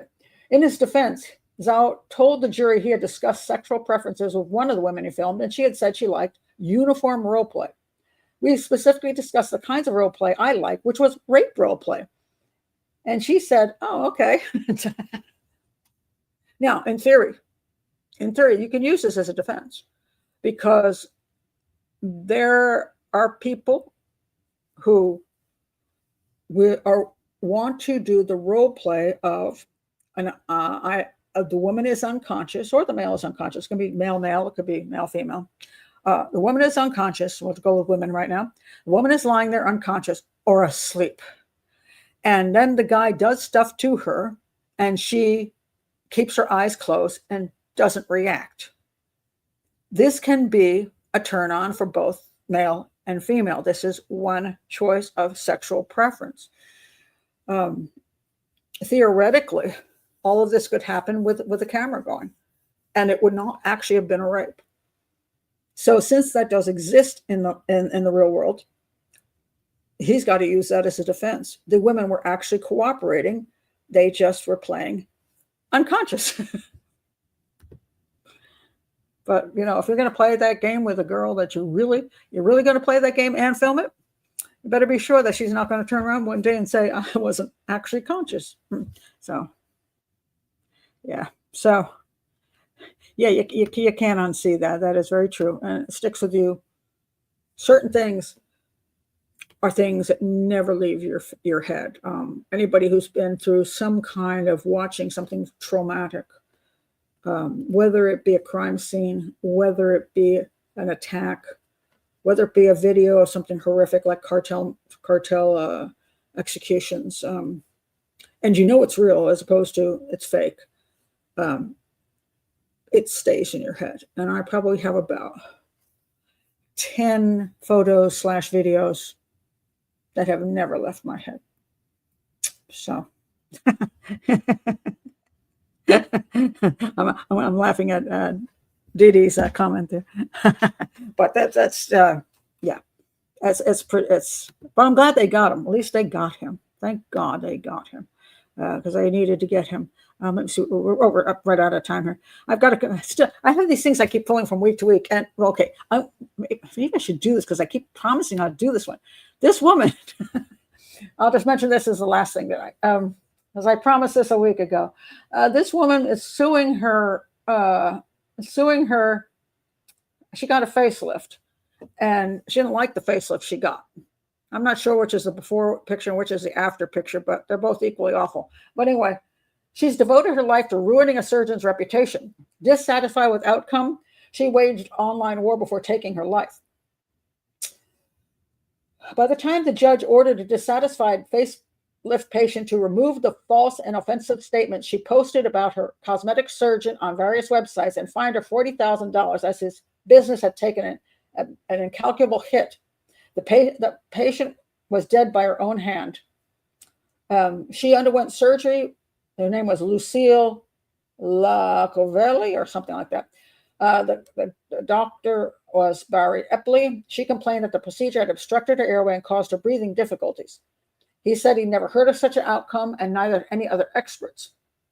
And he cut off contact with her because of her bizarre and irrational behavior. She created websites with addresses featuring his name that directed visitors to negative accounts of patients' experiences. A video tirade she posted on YouTube attracted more than 280,000 views. Her online crusade even got her featured in a television documentary. It pays to be very, very vocal about things where people go, oh my God, you poor thing. It doesn't matter whether you're telling the truth or not. It's a matter of, people like to feel sorry for people. People like to, I don't know, people like victims. Maybe because that way, oh, I'm a victim too type of thing. I don't know. But people will fall for that kind of stuff very quickly, whether it's true or not. And I don't know. He started hemorrhaging new patients as a result of the bad publicity. Let's see what else she said was wrong with her face.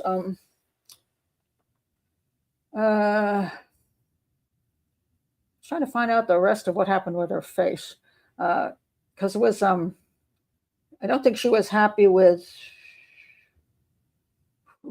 okay, name and shame. Okay, this is the other thing on it. She posted internet photos of what she said was botched surgery and called him a butcher. What did she say was wrong with her face? She got a facelift and a nose job 5 years prior. And she had surgery at Massachusetts General Hospital. There were 3 doctors there. One did the facelift, the other one did the nose job. She was pleased at first, but grew dissatisfied. The picture she posted on the internet seemed to show her neck looking wrinkled a year after a facelift. Well, I hate to tell you that, but facelifts aren't forever. And your face, your skin does what your skin wants to do sometimes. She eventually had another surgery that smoothed out her face and neck, but left her with painful neurological problems. So now, I don't know who's right or wrong, and this is one of the problems in these kind of things. I don't know how much she proved was true. From these pictures, I don't even understand what these pictures are. Which one is, I'm trying to figure out which is before and which is after. I don't know. I don't know. But there's 2 sides of the story, and we'll never know which side is really accurate. We know she went bonkers on the internet and got lots and lots of people following her. Was that because she was truly dissatisfied and he didn't do a good job? And she has a right to say he did a lousy job, and or did he do a perfectly normal job and she's just not satisfied as time goes on with the fact that she's getting older, and no matter what is done to you, you either end up with a weird looking face or you end up looking older eventually. Unless you keep doing the surgeries, you're going to keep looking older. Now, some Jane Fonda, I have to say, I think she's probably had the best surgeon ever. She still looks younger than me, and she's like 20 years older. And but on the other hand, I will say this as well. I'm not too fond of anything that isn't reconstructive surgery. That is I'm not fond of it. I'm not saying it should be illegal, but surgery done to correct something that is truly wrong with the face, like a cleft lip, or my son had surgery, this one, because he had a bicycle accident and his jaw was like that, and his eye socket was crushed, so they had to rebuild the eye socket. And he had a great plastic surgeon. I mean, the guy was fantastic. He put his face back together. He still has a little dip and a little scar, but other than that, at least he can see his eyeballs there. because he looked pretty horrible when it happened. And I was 5, 6, 7, somewhere in there. But, we have so much plastic surgery that is being done only for vanity reasons. And people have the right, if they want to be vain or say, I want to look better than I do today. I get that. And some people say, well, you end up with a different face. I'm like, this face isn't my face either, because I look at myself from 20 years ago and these like two different people. I mean, I'd be perfectly happy to have some other face at this point in time, just because when you age, your face always changes. You start looking like everybody else. It's not a great look necessarily. So I get why, I don't have any issue about people changing the look of their face. It's still the person, it's just their face is slightly changed. So what? My face, again, is slightly changed, and I didn't have a choice. And I didn't pay any money for this. I just got it.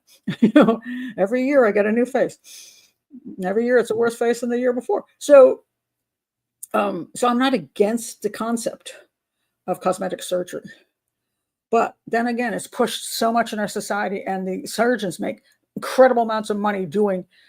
Anybody comes in, there's no psychological thing that they go through. As far as I know, there isn't a long process, I think, to determine whether that person should really go ahead with changing, doing things to their face and other parts of their body. Because when I see the surgeons, keep making boobs bigger, bigger, bigger, bigger, I think they should lose their license. I mean, I think that's ridiculous.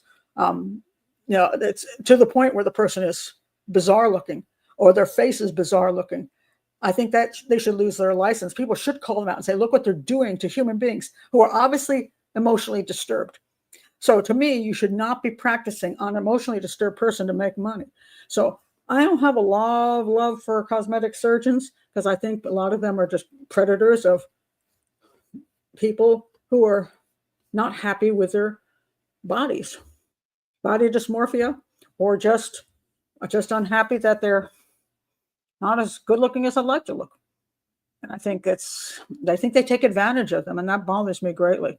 I don't think people like that should be taken advantage of. So it's an interesting thing to weigh what a person should have the right to do if they prefer to look a little different than they do, and somebody taking advantage of people who have some real serious problems. If they go in and they're getting 10, 20 surgeries, you really have to wonder about that. And our society that promotes that kind of crap, and people in TV and movies, I kind of get it, because you after a while, especially females, you can't be on TV anymore, just for the most part, unless you're extremely, extremely famous. No, you're going to get taken by, somebody else is going to come in who is younger and better looking.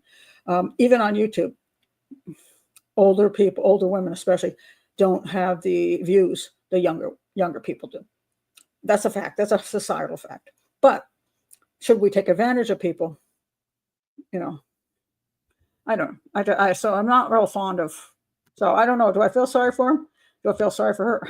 She seemed to have real issues, because she had real issues. But did she have issues caused by him, or she just have real issues in general? Well, there's the truth. The older I get, the less I could care. I just hang around with older people with cataracts and can hardly see. Well, there is that. I remember the first day I walked into the senior center in my neighborhood, and I think you have to only be 55, because I moved. Okay, so I'm 69. I was probably maybe 59, 60.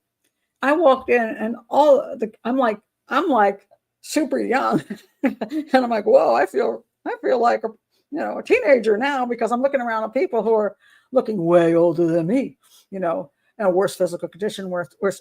And I'm like, well, one day I'll be one of them, and then somebody like me will come in and feel the same way. But you're right. You hang around with older people, and then they can't see you. You're doing good. And isn't that true? Yes, I look like my grandmother too. I was shocked one day, because I took, sometimes when I'm like moving around, I look better than when I just take a still picture. I had that still picture one day with my granddaughter. I looked just like my grandmother. I was like, holy crap. And, I didn't think I looked that old, but apparently I did. Oh my God. So medical tourism. Isn't Brazil the capital of plastic surgery? Well, I'm not sure. There's so many places you can get plastic surgery these days.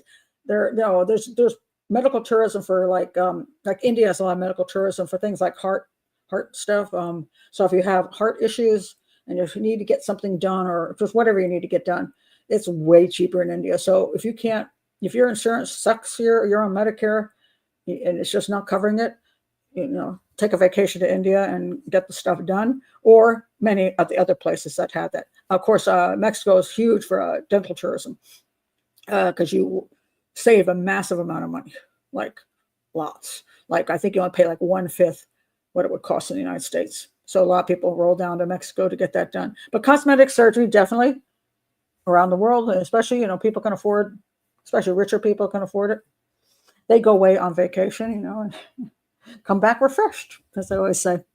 But okay, that's it for tonight. Somebody asked about the cat. I don't know, where's the cat? The food is here. I put the food down next to me for Mac.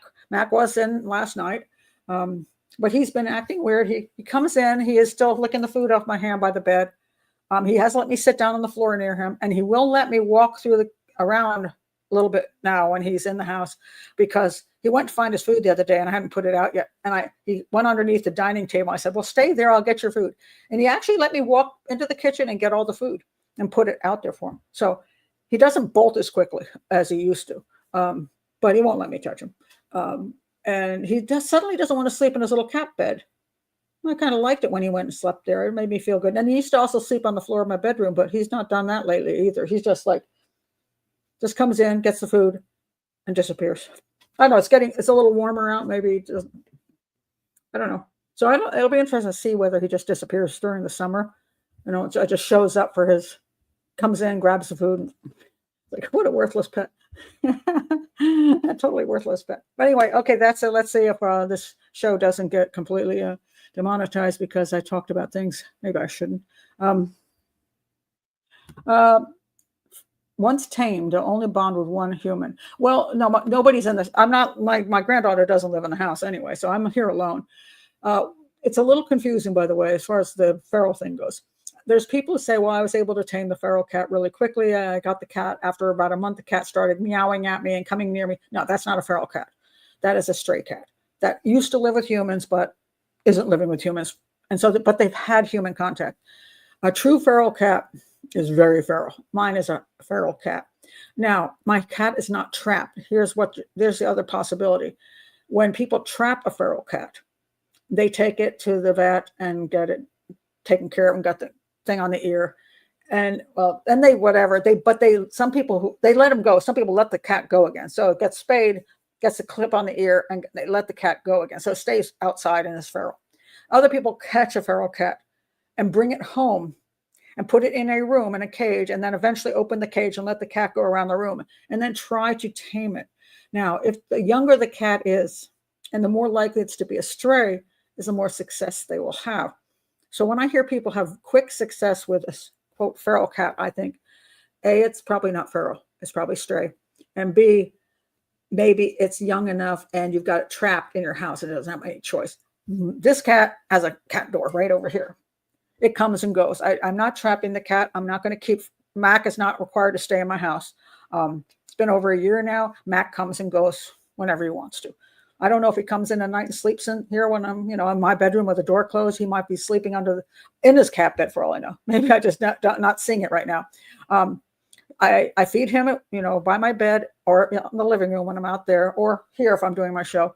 And I put down wet food and dry food. And then when he finishes that, I put the fancy stuff on the back of my hand like this, and he licks that off. And then I give him extra dry food. And then I put the dry food out during the night and the water. So he can come and go when he wants to. So he'll never be trapped in here. I can't do that to him. I don't want to trap a cat.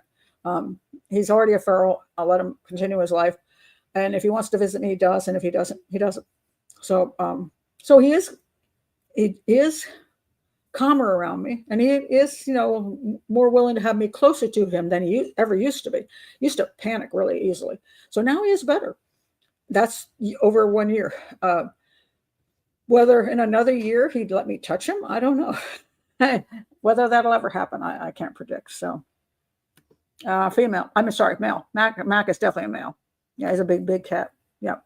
So, Oh, thank you, Molly. Good night, everyone. Good night, Cauliflower. Very good profiling, by the way, Cauliflower. He's training you. Yeah, what a fool I am. I'm spending a lot of money on a cat that doesn't like me. How silly is that? So anyway, so I may see. We'll see what happens. I'll make my decision on the Manson thing sometime tomorrow and set that up for Sunday. But I think might be worth a try. I try every once in a while to reach out to more people, and sometimes a live every 3 months or so, open live helps that way. And it's been a very poor January, February, March have been horrible. I think they're shadow banning this channel because I don't think many people who are not already subscribers are seeing it. And I'm pretty sure a lot of subscribers aren't even getting notifications of the shows either, because everything is way down. It's just crazy way down. But that's, it's nothing you can do about it. It's YouTube, and it's nothing that, you just keep going. And yeah, maybe it'll pick up again. I hope so, because I need to survive the channel. I would like the channel to survive, and I'm not a big channel, and I don't make big money, so I'm just trying to keep out here. So, but anyway, thank you guys for all your help and all your support. All of you have been great, and sorry about the having the ban. We'll see what happens with that, but yeah. So we have to watch what we say in the chat room. I think we have to have a little bit calmer chat and less questionable things, because I think that can crash the show. So anyway, thank you for being here, guys, and I will see some of you on Sunday. Sunday at probably 3 p.m. Eastern time, I think, or maybe 4. Maybe 4, because the times have changed. Maybe 3 or 4. So I'll figure it out when the time. I think I'll do 4. Yeah, I'm going to do 4 p.m. So I'll see you then. Bye.